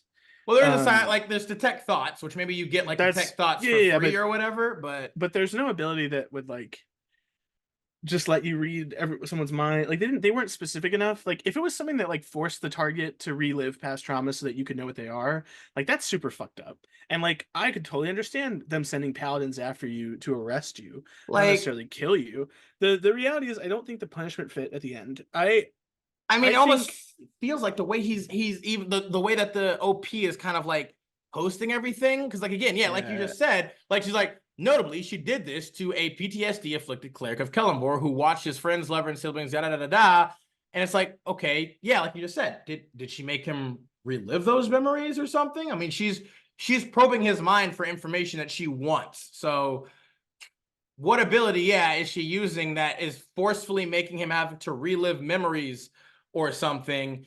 And then you're saying she forced alcohol down his throat when he reacted negatively to like so, but there's no clarification on how this is happening. So it's like, Yeah, I think this person this post almost reads as kind of like a look what I did, isn't this great? And it doesn't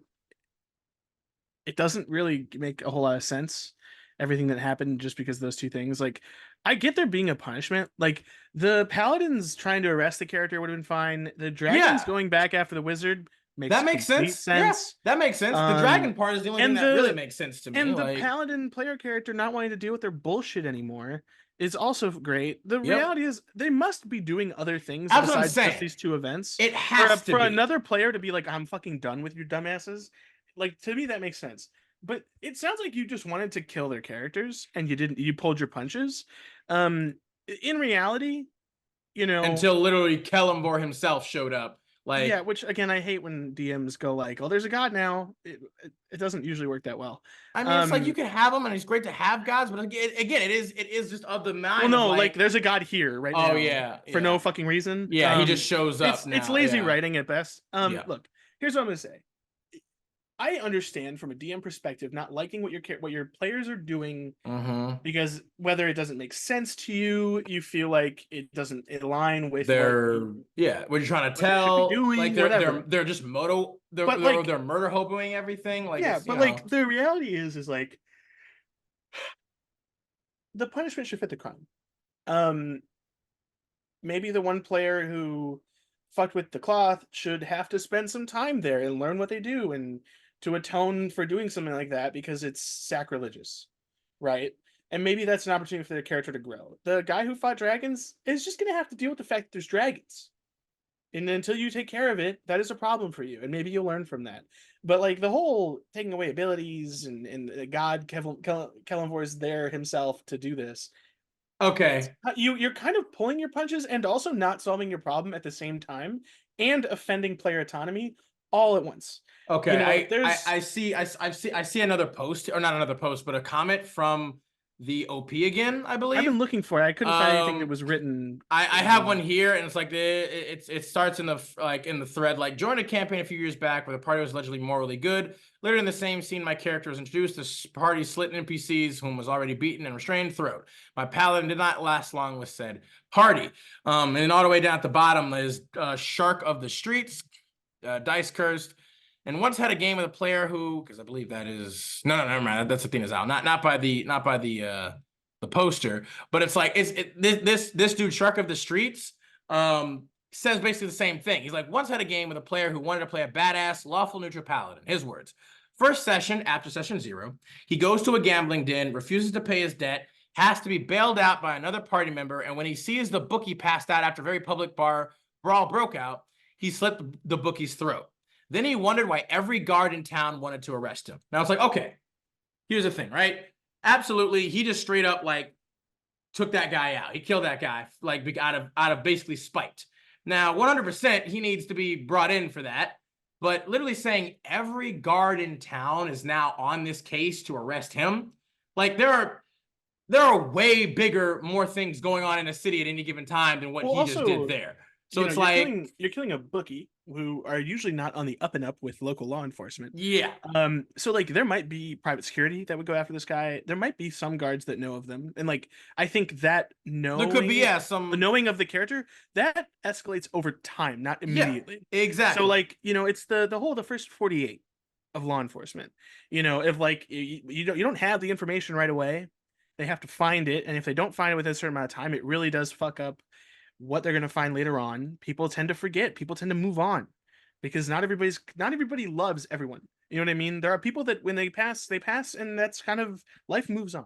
A Yeah. bookie is a great example of that because there's no one that's going to stick up for this guy except the people that maybe he works for or if he has employees. If he has, or if he has Like, certain but connections or like whatever low higher key, up. this guy probably has a bunch of people that hate his guts because Yeah. they owe him They money. But they like lost or owe him money. to be Yeah. honest, there might be a myriad of people that'd be willing to cover it up because they're also going to lose if this thing gets spilled. Exactly. So Like, here's the reality. I think players treat D&D cities kind of like Skyrim in the sense that if you do one crime and one person sees it, then every that's what I'm law, saying. Yeah. everyone in law enforcement now is like, I'm going to arrest you. And the reality is that's not really how it works. Like I'm No. playing in a game where we're in Waterdeep, or which one are we in? I think it's Waterdeep. Um, and the first session, our DM sent us a giant 2-page list of laws and the what happens to your Yeah. character if you get caught with doing those crimes. Yeah. Every No. single one. So like the I reality is, was I was I'm gonna not say saying, too in my game, my GM also sent us was we're but playing this in was from, Cormier right now. yeah, this was from the module. So like, Yeah. but the reality is, right? You should, as a DM, have some ideas on what certain crimes would mean. The reality is, most crimes, even murder, are not immediately met with public execution. As well as So the like, fact that like apparently this is a very public bar brawl.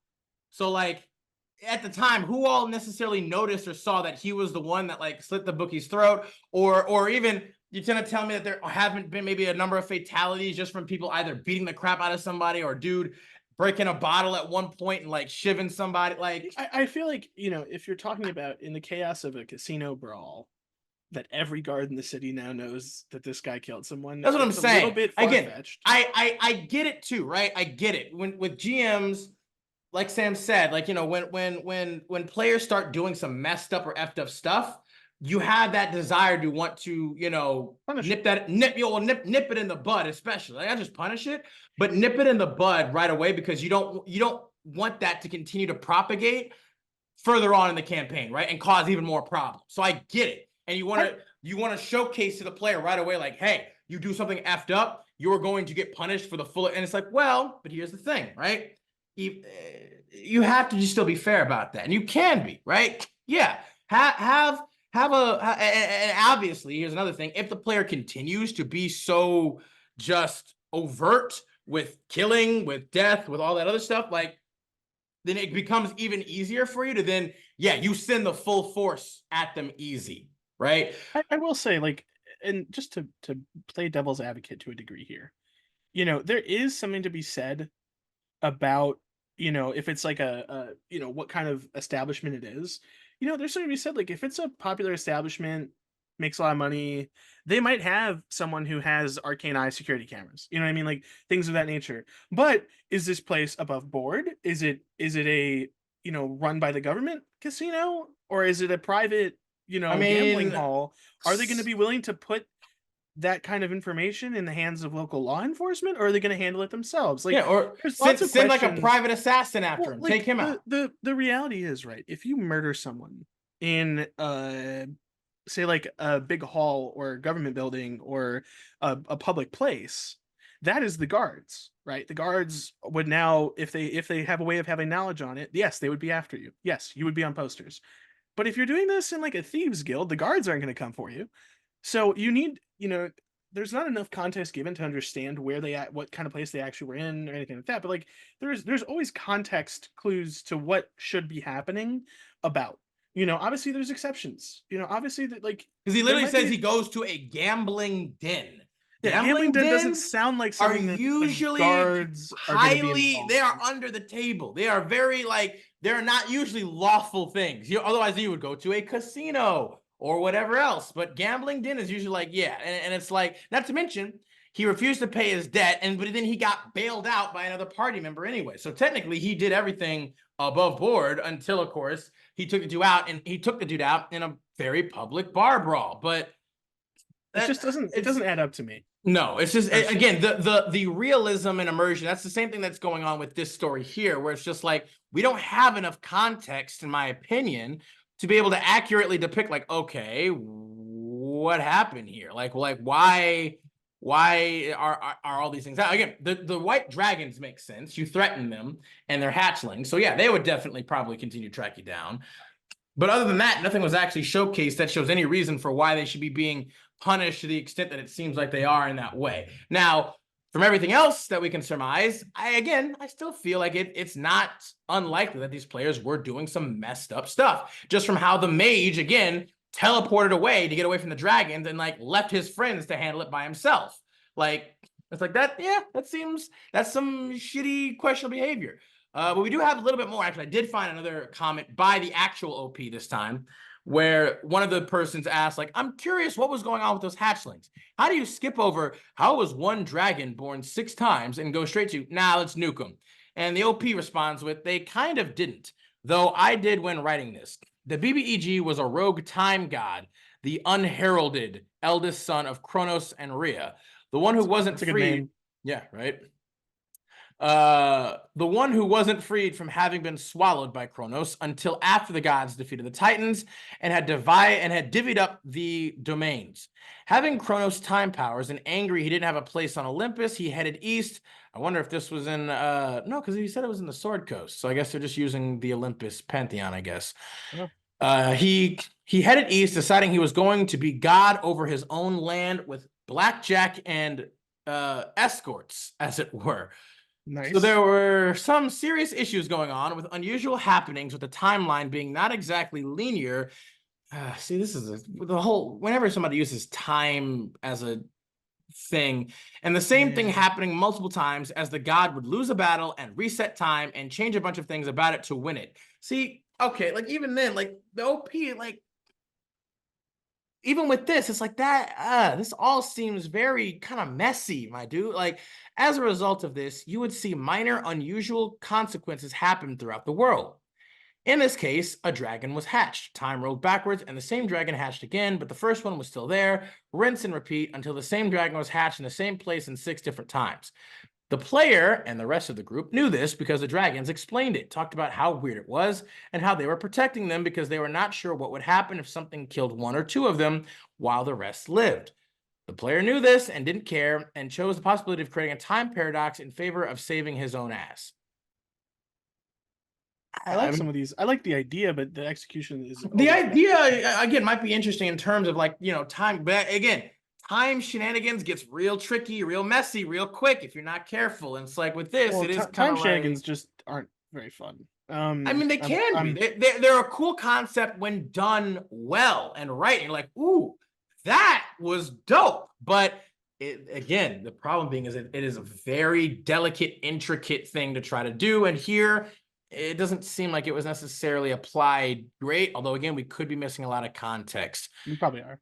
But even with that, like, it still shows, like, it's like, I'm like, I don't know, man. A lot of this is just kind of real, either messy or not enough information being given, which leads me to feel like, I mean, again, it's still a good topic, I think, to discuss in regards to the concept. Because even, again, the comments seem to be far more majorly in favor of the GM being right.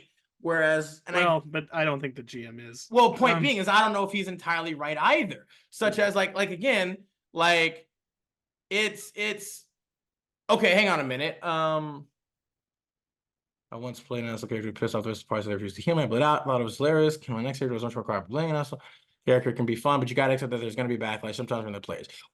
So that's true, but yeah, a comment that responds to this says, I had slightly mixed opinions until I hit they were punished by Kelemvor himself in a way that limited their magic and abilities. It's easy for players to get tunnel vision or just shrug off setting consequences as a function of the game. It's not as immersive as real life or even a video game with visuals, and on a meta level, they're literally the center of the universe. I can forgive a lot of context blindness and would have questioned OP if they pulled a Rock's Fall. But you effed up really bad. I'm going to add the perspective you're ignoring, and you'll need to atone as a major plot point is 8+ GMing all the way. I like the atonement aspect, but they're not really running the atonement aspect. Well, that's what I mean. And it's like, again, like I don't understand why this commenter thinks that that's what the GM did, because they didn't necessarily. He literally says in the trial with Kelemvor, one of them just straight up dies. Like, and especially in a way where Kellenvor limited their magic and abilities, where it's like, okay, did he do that because they were going to try and cheat? Like they were going to try and like augment or like, you know, whatever the information to make themselves look better to like guarantee their innocence? Or did he do it just as a means of, again, not allowing them to I don't know. Like it's this particular one is really hard because like not enough context. I And like under I don't think there was atonement. I think if you would run the atonement angle, this could have been yeah. handled so much better and interesting, and maybe the players would have changed their characters. And it could have been, it could also be a case of, you know, players are like, you're not letting me play my character the way I want because you're not letting me just do everything I want the way I want it. And it's like, that can obviously be a thing too. We've seen it before. But for here, it is just kind of like, okay, well, I mean, it's, again, it is, GMs, I would just say, I think final closing things for here is I would just say, like, I think me and Sam both agree. It is important, absolutely, to give true, fair, reasonable emphasis on the fair and reasonable, like, logical consequences of actions that characters do. Again, a character ends up, you know, killing an NPC, you know, just maybe just straight in public, right? They just murder somebody right in public. There are guards around. They see that people are screaming. They start running. Guards are chasing them, right? At that point, yes, they are 100% going to be wanted. They're probably not going to be like on the top of the wanted charts or posters though, because that's literally a first offense for the guards are aware of. So they'll still be looking for them, of course. They did something that was just blatantly terrible and wrong right away for no real reason. So the guards will probably be looking for them, but not like, you know, they're not going to send all of their resources and forces after them, for one. No. As opposed to like, say, yeah, like they're an actual well-established, you know, like serial murdering, you know, serial killer, horrible person. Like, yeah, they're going to have huge bounties and wanted posters of that person and 100% much more higher levels of resources are going to be dedicated to dealing with that person. Yeah, which especially if it's like, yeah, and that's fine. Or even if it's like, yeah, you get a person who is like causing all kinds of horrendous, terrible, like sacrilegious or like defilement things to like a god, like a powerful, well-known god's like temples, artifacts, followers. You might get either like a high level or a high powerful being or representative of that god show up, and maybe even the god itself like kind of like, you know, project themselves as a dream or something to deal with them, maybe. But like that kind of stuff, again, is kind of hard to justify unless they are particularly special. There's something particularly like, you know, again, like in the case of in Baldur's Gate 3, they did it a lot of time. They showcased a lot of direct god involvement due to the actual nature of the divine just being involved and having legitimate personal stakes in there, right? And so you can do it like that 100%, especially if a character or whatever has a particularly powerful connection to a higher being. But all of that does have to be within the confines of reason and logic and soundness. You can't just basically be like, oh, well, this character, again, is being invasive and annoying and is like reading people's minds willy-nilly. Oh, I'm going to throw a god at them, or I'm going to throw a whole cabal of paladins at them because they read the mind of one of a person in their order and whatever. Like, I don't know. Like, so it doesn't seem realistic. it's a hard one because it's such a case-by-case basis with this too, because it's also you have that same desire of like, you do want to shut down harmful shenanigans or harmful toxic tendencies or traits or red flags. That's, you know, you do want to do that. You want to be like, hey, stop it. That's shitty. Stop it. It's not having, no one's having fun with that. You're ruining the game for everyone. But it's also of a means of like, well, you also can't be so quick to just like drop a damn meteor or asteroid on a person because they committed a crime, maybe, you know, like. But you know what, with that though, it's definitely an interesting thing. Please, you know, let us know down in the comments what you guys kind of think about this and your all thoughts and opinions on how you would handle certain things. And if you feel like, you know, some of this stuff maybe was justified, or if we're maybe missing some stuff here. But with that, let's move on to the next one here. This one is going to be a two-parter. actually. The first part is less really applicable or interesting and more so just kind of build up, which might still be important to have kind of the full picture of everything. But the post is titled DM, Please Stop Giving Us the Wish Spell, Part 1 by Broad Butterscotch. Hello there. Welcome to a tale of not so horror, but rather just weird shit. I have been a fan of Dinner the Drake for a while now. Pretty good YouTuber. Shout out to the content. Which thank the gods, since his videos helped me learn that no D&D is better than bad D&D. See, that's what it's all about. And this one was really bad. And I am not solely talking about the DM here either, folks. No, I'm talking about this whole crew. Names changed for obvious reasons. The cast, me, a water genasi bard who worshipped the goddess Umberlee. Lich, a wizard who was basically trying to be the secret BBEG, but the DM just kinda ruined it for him. Already red flags. Dragon, a silver dragon taking on the form of a person. I do not remember much about his character since he wasn't involved much, but the dude is someone I won't forget for what he did. And fairy, a fairy cleric or a bard. I do not remember their class, but they were honestly very annoying to play with. And the DM.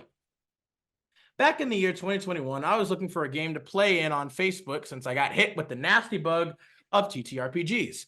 Whereupon I met the DM and he invited me to join his group of players on their Discord server.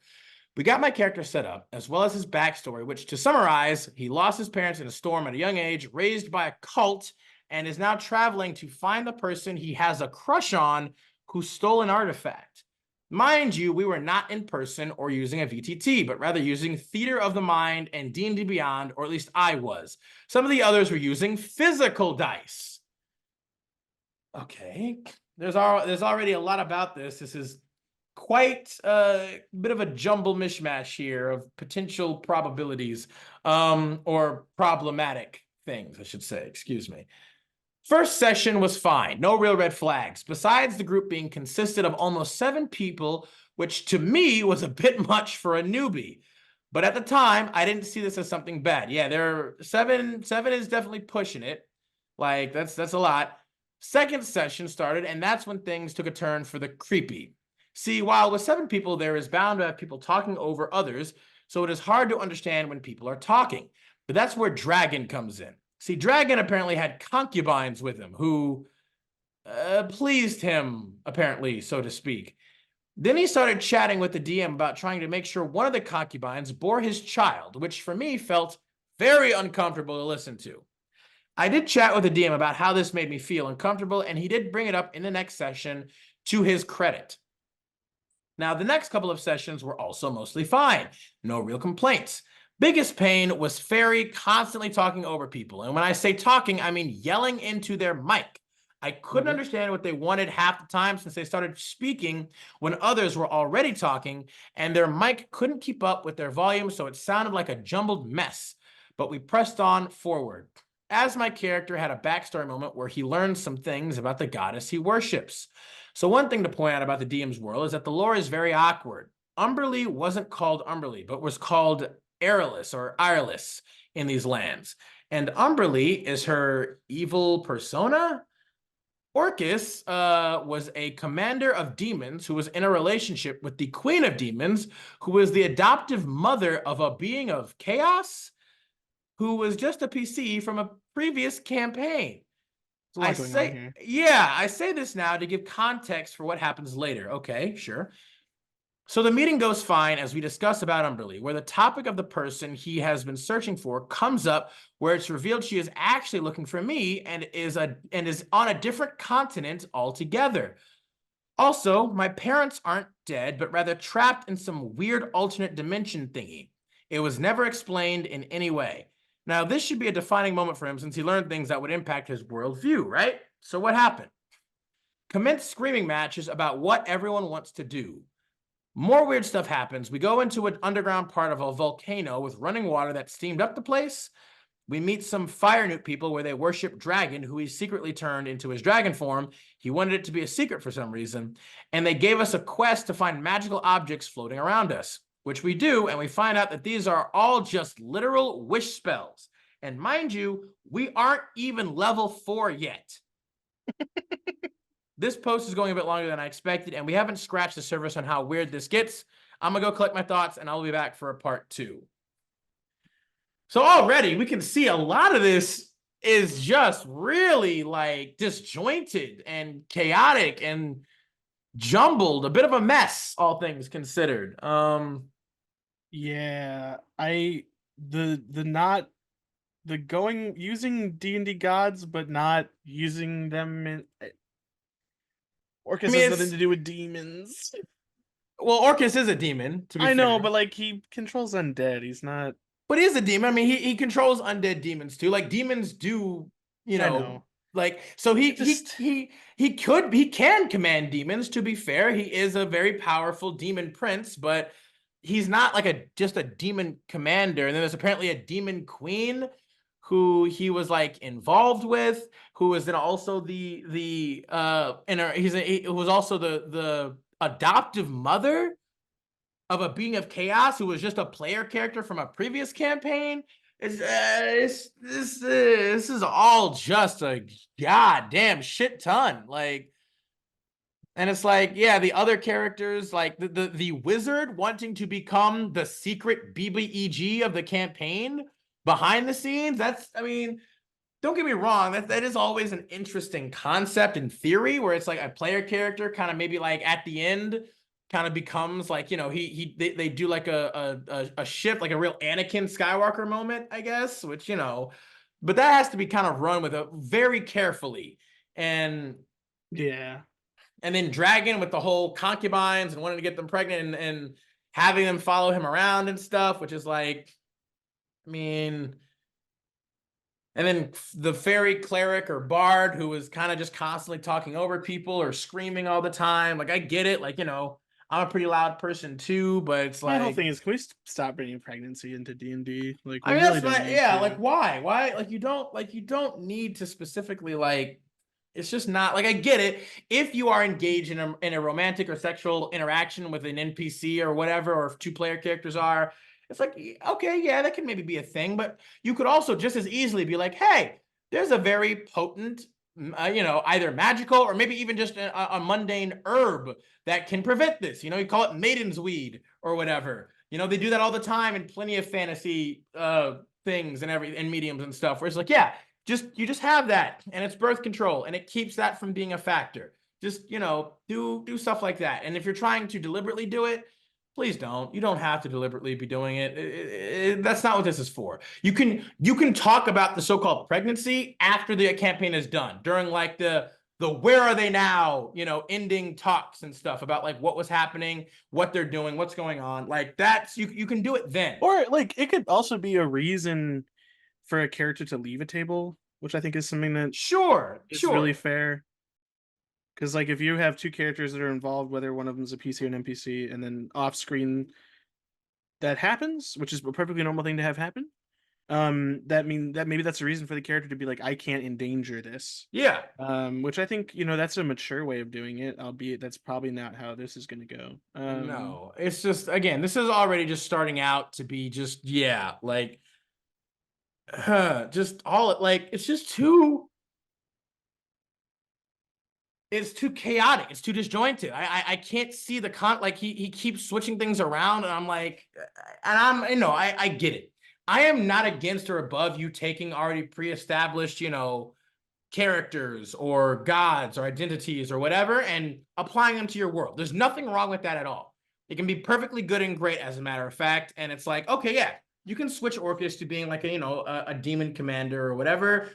Fair enough, fine. He is a demon. That's fine. Same thing with Umberlee.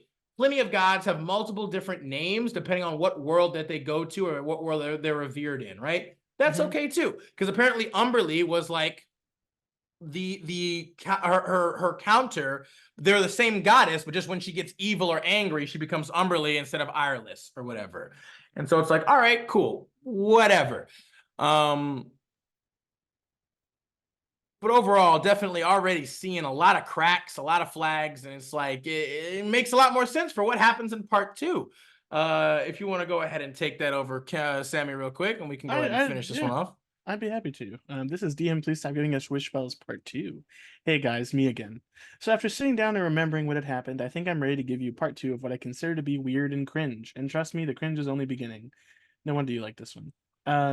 Honestly, Where I we last felt left, where we last left off, our DM gave us a single-use wish spell. Whoopee! I took a week pondering what my character would use this super OP magic item, as I could quite literally do anything that could solve my backstory problems, and it seemed like I was the only one. I honestly do not remember half of what went down. I even tried looking for my old notes I took, but couldn't find, sadly. What I do remember is us going into a dungeon where I acquired a magic ring of Jinn summoning, which Genie Genie. summoning. Oh, is that Yeah, Genie? Yeah. yeah, it's Genie. Which, if you don't know, is a magic ring that has a Jinn as your servant, basically. I got an air Genie who we basically referred to as the Genie from Aladdin. The DM liked this idea so much he gave me 3 wishes. So I was now sitting at 4 wishes, and that number will grow. We had a few mini sessions when most of the group couldn't arrive, where we basically slaughtered everything as we were basically overpowered at level 4. Most of us used our wishes for powerful magic items, some on gross stuff, and besides the wish spell, the DM kept giving us magic items that could do a lot of things. Hell, I would have no doubt in my mind that if we did, we could have taken on a Tarask. Meanwhile, he is trying to make our characters feel frightful of Orcus, even mentioning some of us peed our pants. So I will not make any mention of those whose trousers were smelly and damp that night. That's respectful. We appreciate that. Thank you. Trying to think this game was boring. It most certainly was, but look over there in the distance. Legolas, what do your elf eyes see? Is it a bird? Nay. Is it a plane? Nay. Is it an interesting campaign? Not even close. We're all of a sudden in a village building campaign. Yep. So the campaign turned from adventure game to a town building game where we had a week to figure out what we would add to this random village we for some reason were given control of.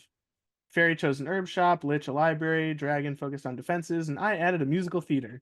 Everything went back to its bland, boring self, and all of a sudden I was given a vision of a god of art.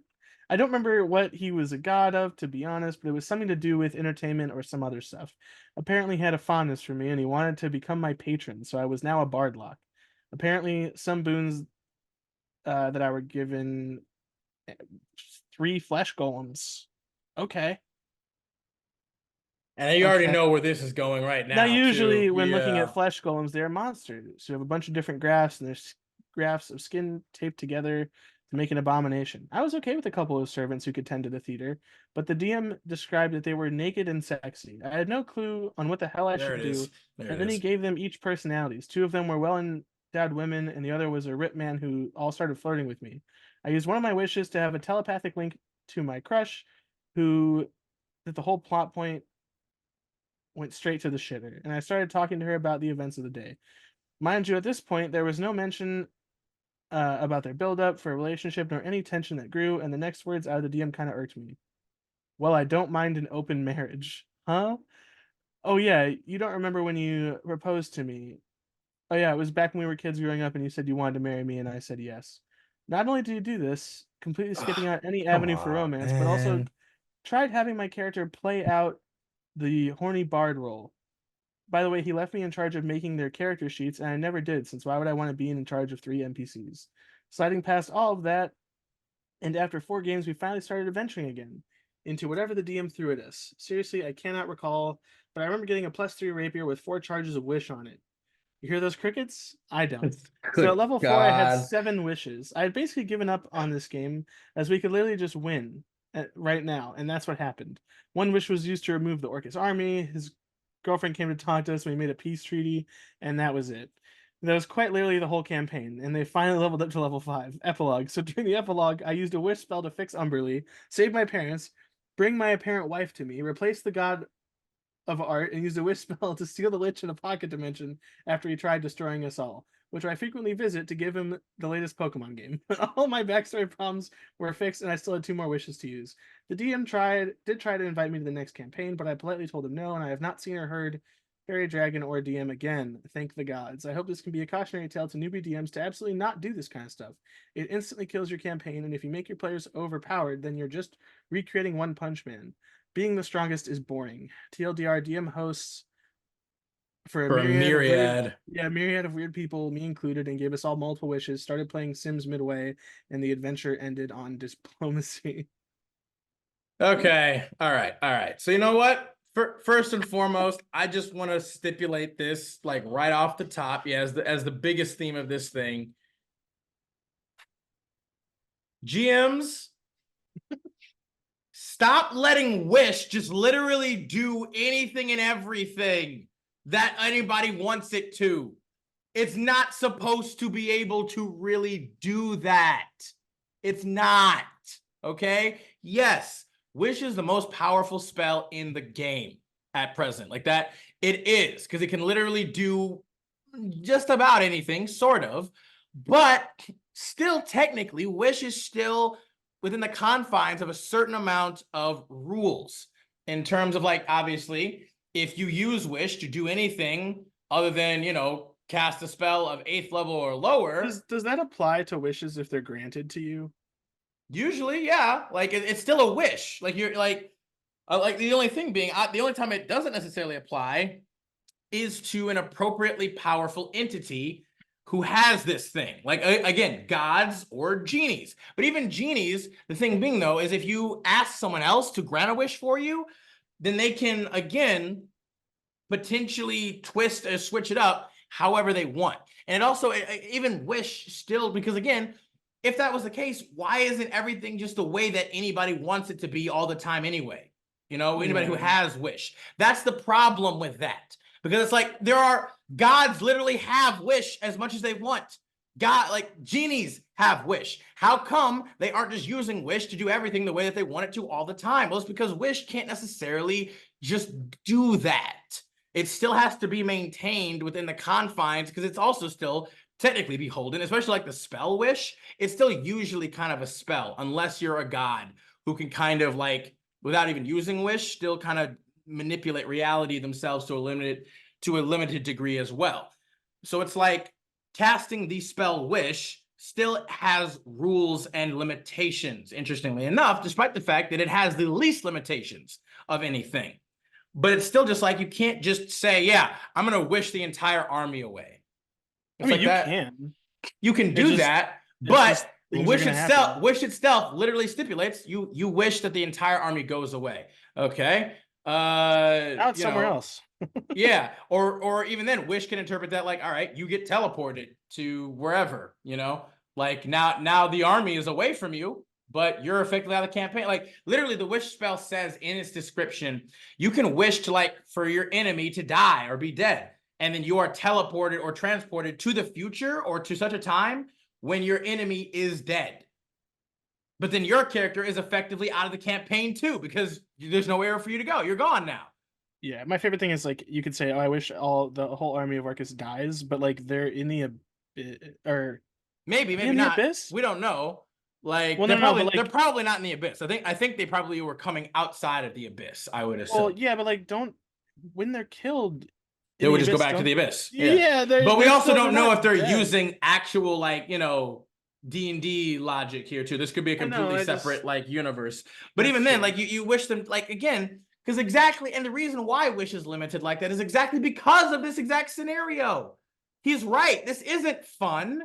Wish is a great spell. It's a great tool because it does allow you to obtain or utilize certain things outside normal parameters.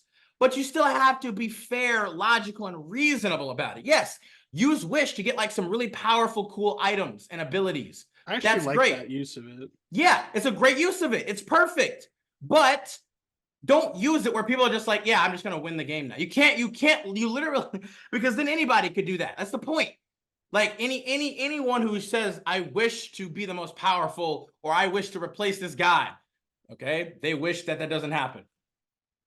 Anybody, like that's not how it works. And I hate where people allow that to happen. Like, I hate that, because why are you playing the game then? Why are you, like, because that only will work if you allow it to work. Wish is exceedingly dependent, again, on logic and reason, and I hate people who try to do that stuff. Like, it just, Yeah, don't get gamey with Wish. that's what I'm Like, saying. my thing is, like, Like, people would be like, "Oh, I wish this person's dead," instead of actually just trying to do the encounter, and then if someone dies permanently, wishing them back. like, Like, it's Wish it's is more of a no. Wish is better as a countermeasure or a problem solver Well, after the fact than it is to solve the problem that's already there. I mean, Like it, yeah, it's like, I will say, I do like using Wish as a means of bringing somebody back from the dead who otherwise couldn't be brought back in any way, because it's like, yeah, Because with that, you would still be exceedingly drained. You wouldn't necessarily be able to do it often. And yes, that is again one of the few ways that Wish is like, yeah, we can bring it back with Wish. That's also a huge character moment. Say if you like end up losing Wish, because then Exactly. that character now knows you literally messed up your power for the rest of time just because you wanted this character back, like this other person's Yeah. character back. Like that's a huge deal for anyone in the I mean, I would even magical say, like, arts. you could, if two people knew Wish, you could maybe get it back that way. But it is a Yes, you huge can, thing but still, about it's being like, I mean, how many technically, rules how as many written, it doesn't necessarily say that, but you could, in my opinion. but But how it's many like, tables have multiple wish casters?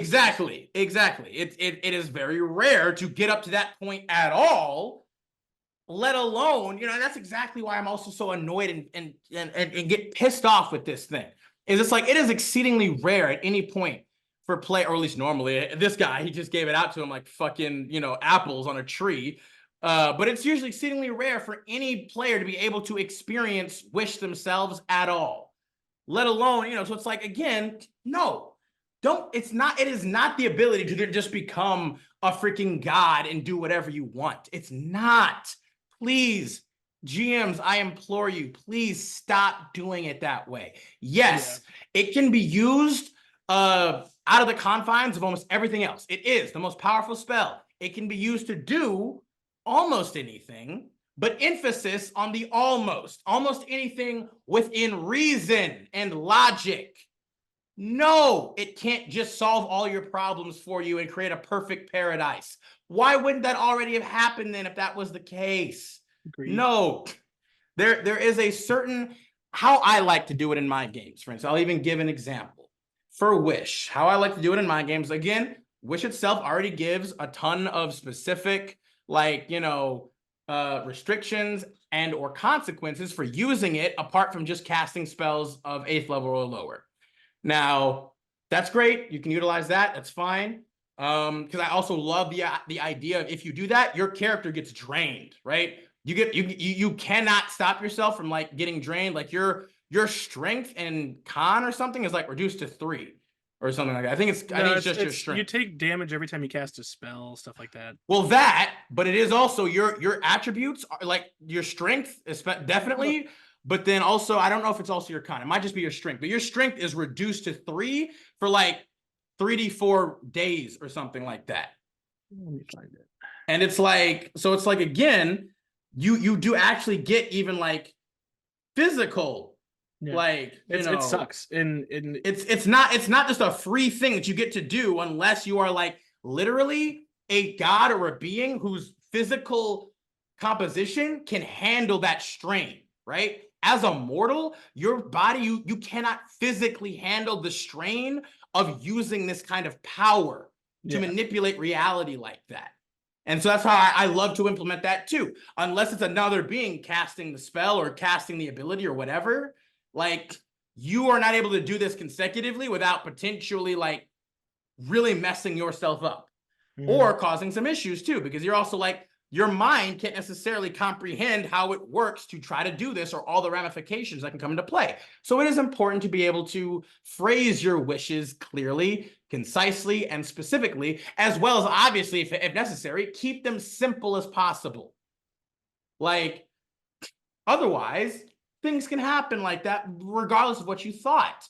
And so that's why you don't just give players the ability to just make anything they want happen exactly the way that they want to happen. And nor should you GMs try to use Wish as a means of doing anything you want to happen exactly the way that it should happen. No, that's not fair either. That's not okay. No, it's not fun. And like, to be fair, like I am in a game where I actually have access to Wish. The ways that I've used it have all been to cast other spells I don't know, because I'm a warlock. Me too. That was predominantly the way I did it now and then, and other ways that like were helpful and that we needed at the time. Either like, for instance, like giving everybody a long rest while we were like right in the middle of like, a fight or something. In fact, most of my Wish spells have gone to cast Simulacrum. Of course, that you son of a... Do not tell me you're doing the infinite simulacrum, what do you infinite mean? wish glitch. You son of a... What do you mean? No, you don't get... No, well, no. Technically, yes, but Technically, you wouldn't get wish. no. But No. here's the thing: you can cast Simulacrum as, you know. So let's see. Your You can do it on someone else. your simulacrum can cast simulacrum on you No, when you no, have your I ninth level no, no, slot no, no, no. back. I cast simulacrum on somebody else who had wish. Well, no, but you technically the glitch is you cast Yes, you simulacrum cast simulacrum and then they cast simulacrum. using your ninth level slot. Yeah. And then your simulacrum, you get your ninth level slot back. Your simulacrum then casts simulacrum on you, which then gives you a simulacrum. Well, so that's the problem with a ninth level slot. That's the issue, is that my simulacrum doesn't have ninth level spell slots. You don't need a ninth level slot. Simulacrum is like 8th or 7th level. Except that I'm a warlock. I don't have simulacrum. So what I did to get around that is wish. I cast simulacrum on somebody else who had wish. who has wish. Yeah. So the other thing, yeah, it's cool. It's nice because now there's another wizard with wish and a bunch of spells watching our shit. But yeah, no, it's been fun. Munchkin, you munchkin mother effer. I didn't. The funny thing, like I've done stuff like create demiplanes and lock people in them and stuff like that. Sure. You know, all the normal stuff. Again, it's great to use wish for like again, yeah. If you're fighting like a literal god and you're like, I want to use wish to try and like create a plane or an ability to seal and like entrap him. Like wish is a great spell for that. Yes. I think here's the deal. Wish also has a lot of cool bits. You know, it's a great spell if used properly, like, appropriately, and reasonably. The interesting thing is like you can grant up to 10 creatures that you can see resistance to damage type you choose. There's no end of that. They just have that now. I mean, right? Because there's no duration. Technically speaking. So there is no technical duration of that. So you could do that. But there is also the fact that if you do that,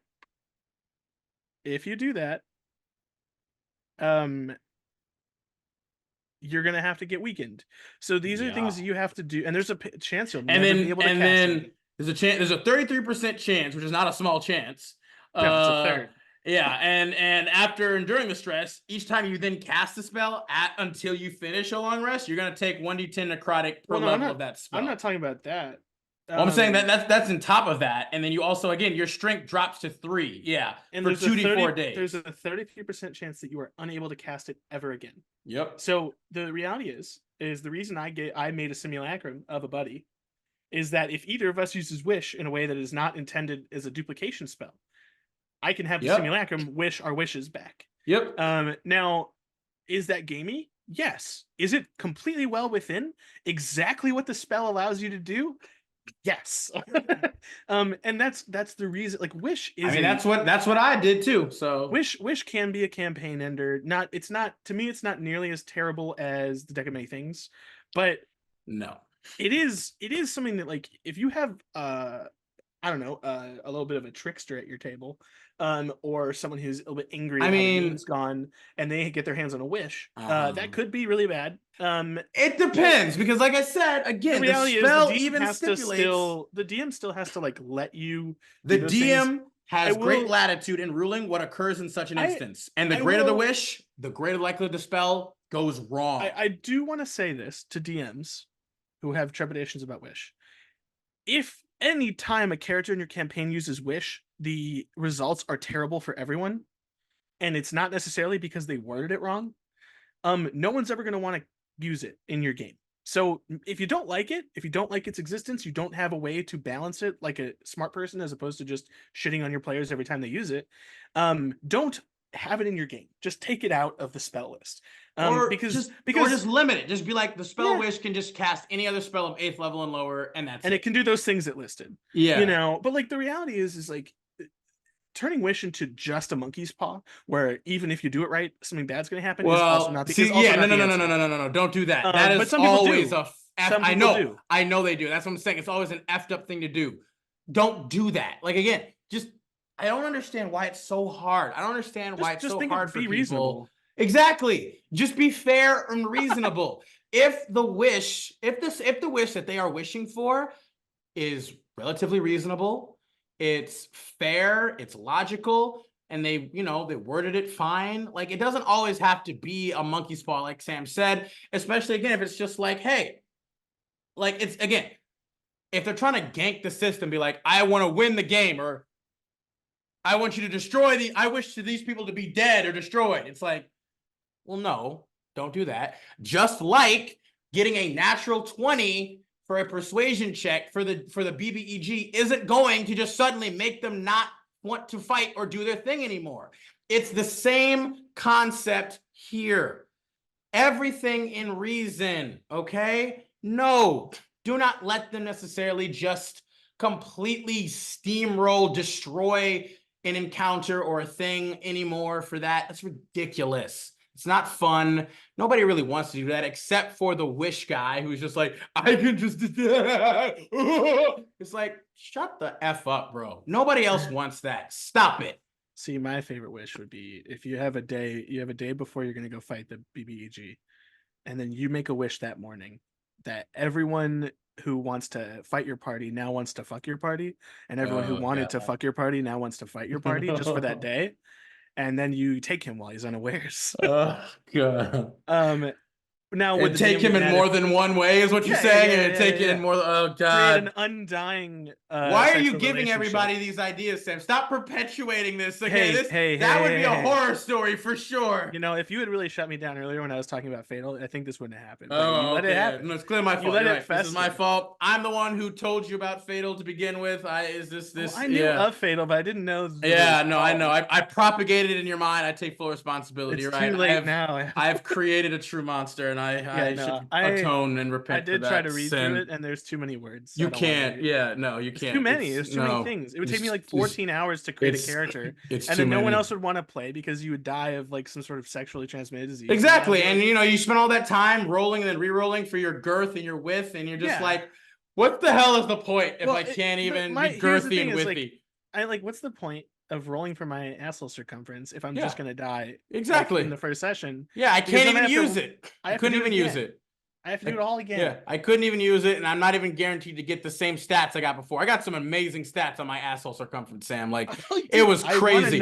The amount of things I could smuggle over all the borders, just in me alone. What also sucks is like you roll the perfect character, and then you roll for droopy areolas, and then you're like, well, what's the point of playing this shitty character? Look at me. I'm just droopy now. No, see what I tried to do was figure out the classes and, and stuff like that. And I was like, I'm like, what is this? God, are we gonna have to are we gonna have to go over like a highly censored review on Fatal? Is that what we're doing now? No, I'm good. Is that where this is headed? I spent like an hour reading, and I realized like this is definitely a waste of my time. Oh, jeez. But I will. What's that other one? What's the book that he was talking about? The Book of Erotic Fantasy. Yeah, how do I find that? I'm sure you can just type it in. And you'll get all kinds of things that pops up. But you know what? Overall, in regards to this post we're talking about here, this is an entire other rabbit hole that we do not need to go down right now. And I will say, to be fair, even with the OP here, there are some things that I do feel like he was maybe a little like this OP clearly is. I believe they said that they were new, I think, but they're also they clearly seem to be wanting something far less, more innocent and more simplistic in it. Like they literally said their backstory was they wanted to locate their crush because she stole a thing from his goddess, an artifact or whatever from the guy, and they literally referred to them as their crush of all things. Like even that terminology is like, okay, you seem a little innocent, a little kind of just, you want a more simple kind of thing, and that's fine, but and it is just like, I found the book in. I'm sure you did. I'm sure you did. It's $375. Yeah, doesn't surprise me. It's for 3.5. Yeah, no, they said it's an actual book. Yes, it's compatible with the original original OGL. Okay. Yep. I'm really sad. Yep. I'm sure it wasn't just a person. I'm sure it was a real thing. I'm sure it was a real supplement that he was like, yeah, this is a 3.5. That's probably one of the reasons why the GM also allowed it. It's because it's a legitimate 3.5 third-party book. Is there one for 5e? Stop it, Sam. Okay. All right. Look. The OP clearly is like, wanting a specific thing. Like, here's the thing, right? Okay. He's all of a sudden contacted by some god of like, art and stuff like that. Apparently kind of just blew his previous god connection storyline out like completely away. And then was given 3 flesh golems. Okay, all right, sure. Like, a couple of servants, they're fine. And then described that they were naked and sexy. There's nothing necessarily objectively wrong with getting 3 naked, sexy flesh golems. That's fine. There's nothing wrong about that. And that the fact that they clearly are interested in you, it's like it's a pretty common trope. It's like, all right, that's fine. You can have them there. They're your flesh golems. Sure. Whatever. You don't have, again, you can just fade to black, right? There isn't anything like objectively terrible about that. Just fade to black. You don't have to go into more details, whatever.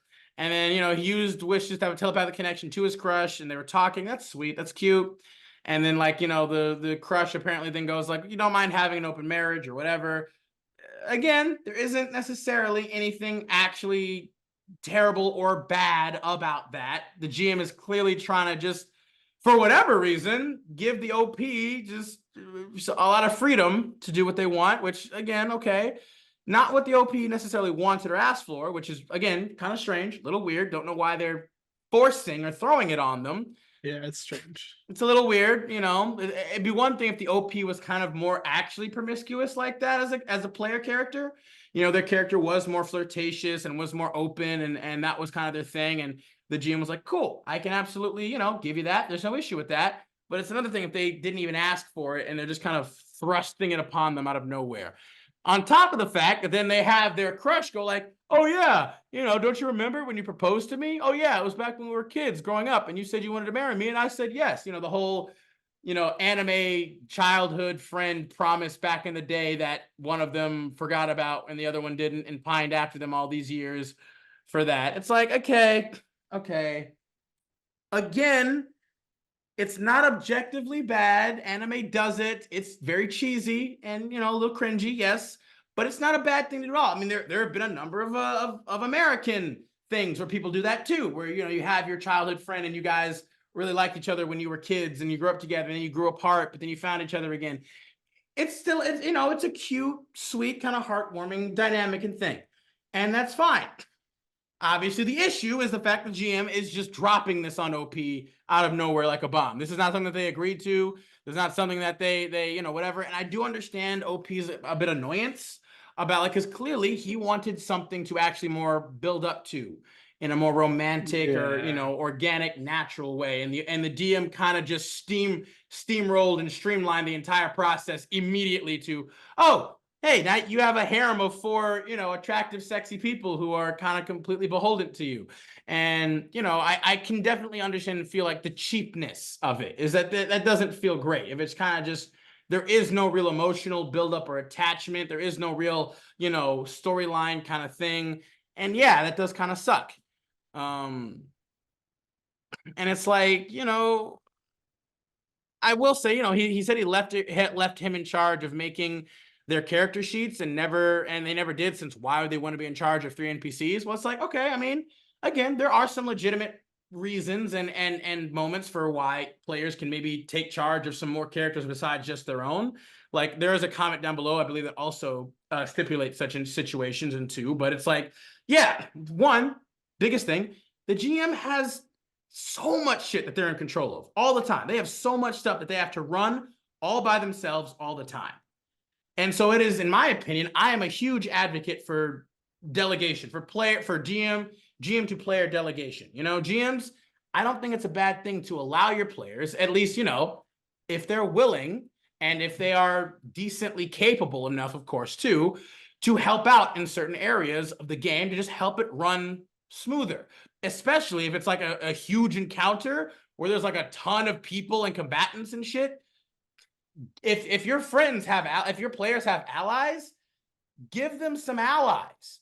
Like, give them control of some of their allies. You don't have to run like 15 separate characters or stat blocks all by yourself. Hell, even if there's some monsters sometimes. I've played in some games where it's like, yo, delegate some monsters to some players. Because that can also be a fun little twist here or there, Yeah.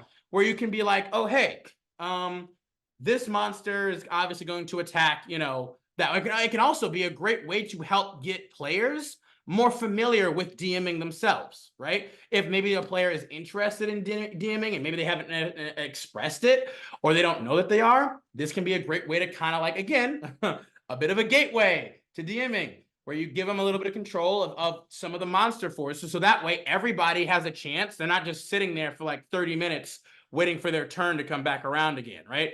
Everybody still has a chance to do something if it's like a huge, big encounter with a lot of participants. And so I don't think there's anything wrong with that. Again, just obviously the fact that he just kind of dumped that on OP out of nowhere. OP didn't want that. So then, yeah, why would they want to then all of a sudden be in charge of 3 NPCs? Like, I would be fine with that. I don't mind that stuff because I'm like, I'm also a GM and I also like, you know, it's like, hey, cool. I can make some more cool, interesting stuff with having more direct control over this thing. And that's, you know, I don't need that, but I'm fine with doing that too. Like in one game I'm playing, our GM has done that where he's like introduced a number of other like characters and stuff. And he's like asked all of us as players to be like, hey, here, you can take control of these characters. You can build these characters up like you want. And, you know, you can have them as like side or other separate characters. Now, we don't have access to them all the time. You know, every now and then they'll come back in and then we have access to them. We can control them. We can do stuff with them. We can even maybe dictate to a more limited extent, like, you know, what happens to them, what they think, what they feel. But then, you know, once kind of that arc is done with them, they kind of go off and continue, you know, in their own thing or whatever.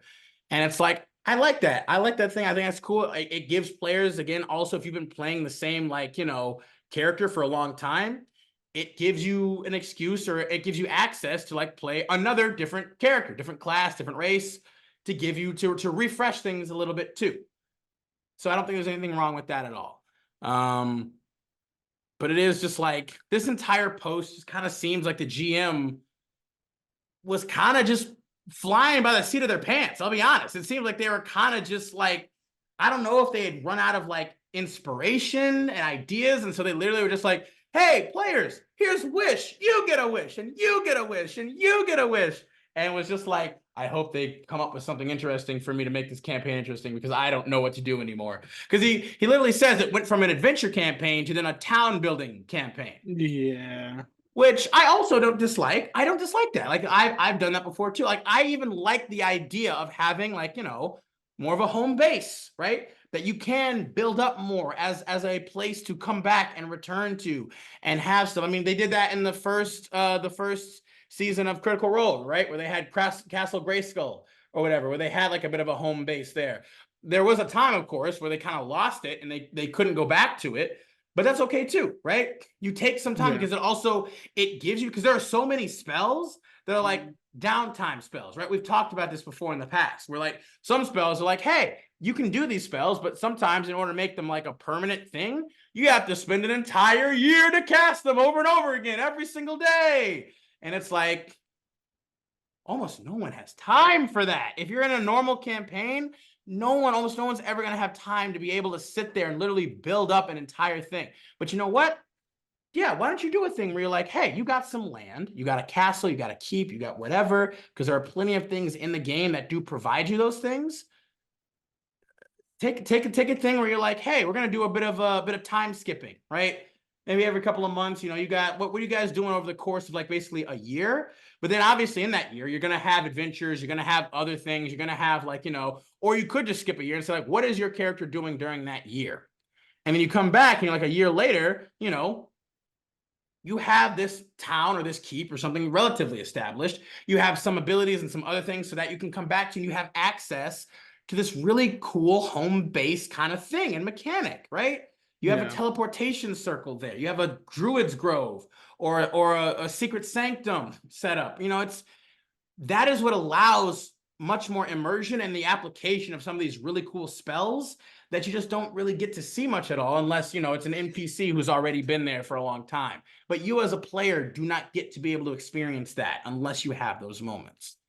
But it is true, man. Being the unmitigated, complete, and utter strongest because you have access to completely uncontested wish spells, like 7 uncontested wish spells that can do whatever. Like, yeah, why would you want to play that game anymore? That's not a game. You're not playing a game anymore. You're literally just doing the iconic, you know, I say this. Well, I say this. Well, this happens. I defeated you. No, you didn't, because I did this. I had this super secret, you know, it's like that's, you might as well just be 5-year-olds, you know, on the playground trying to beat each other's imagination, you know, where it's just like, that's not fun. That's not what the game is about. That's not why the game was made. Like, No. that's not why Wish was made. Wish was not made to do that either. It wasn't. And so people need to stop using it that way. Like, again, you give somebody an inch, they take a mile. You know, it's like Wish is the most powerful spell. And you can use it for things that most spells can't necessarily do unless maybe you tweak some of the rules or you get a little bit liberal with the interpretation of the rules. But with Wish, you can just do that. But it can't just automatically fix any and all of your problems the way you want it to. That's not what it does. So stop trying to make it do that. It's not fun. But you know what? In essence, anything else you got on this particular one, my man? I think what you said I agree with, so I don't have anything else. It's been, people just need to learn how to use Wish. Just learn how to use Wish and then be okay with that, right? Be okay with Wish. Use it right. Use it responsibly. With great power comes great responsibility, y'all. Uncle Ben.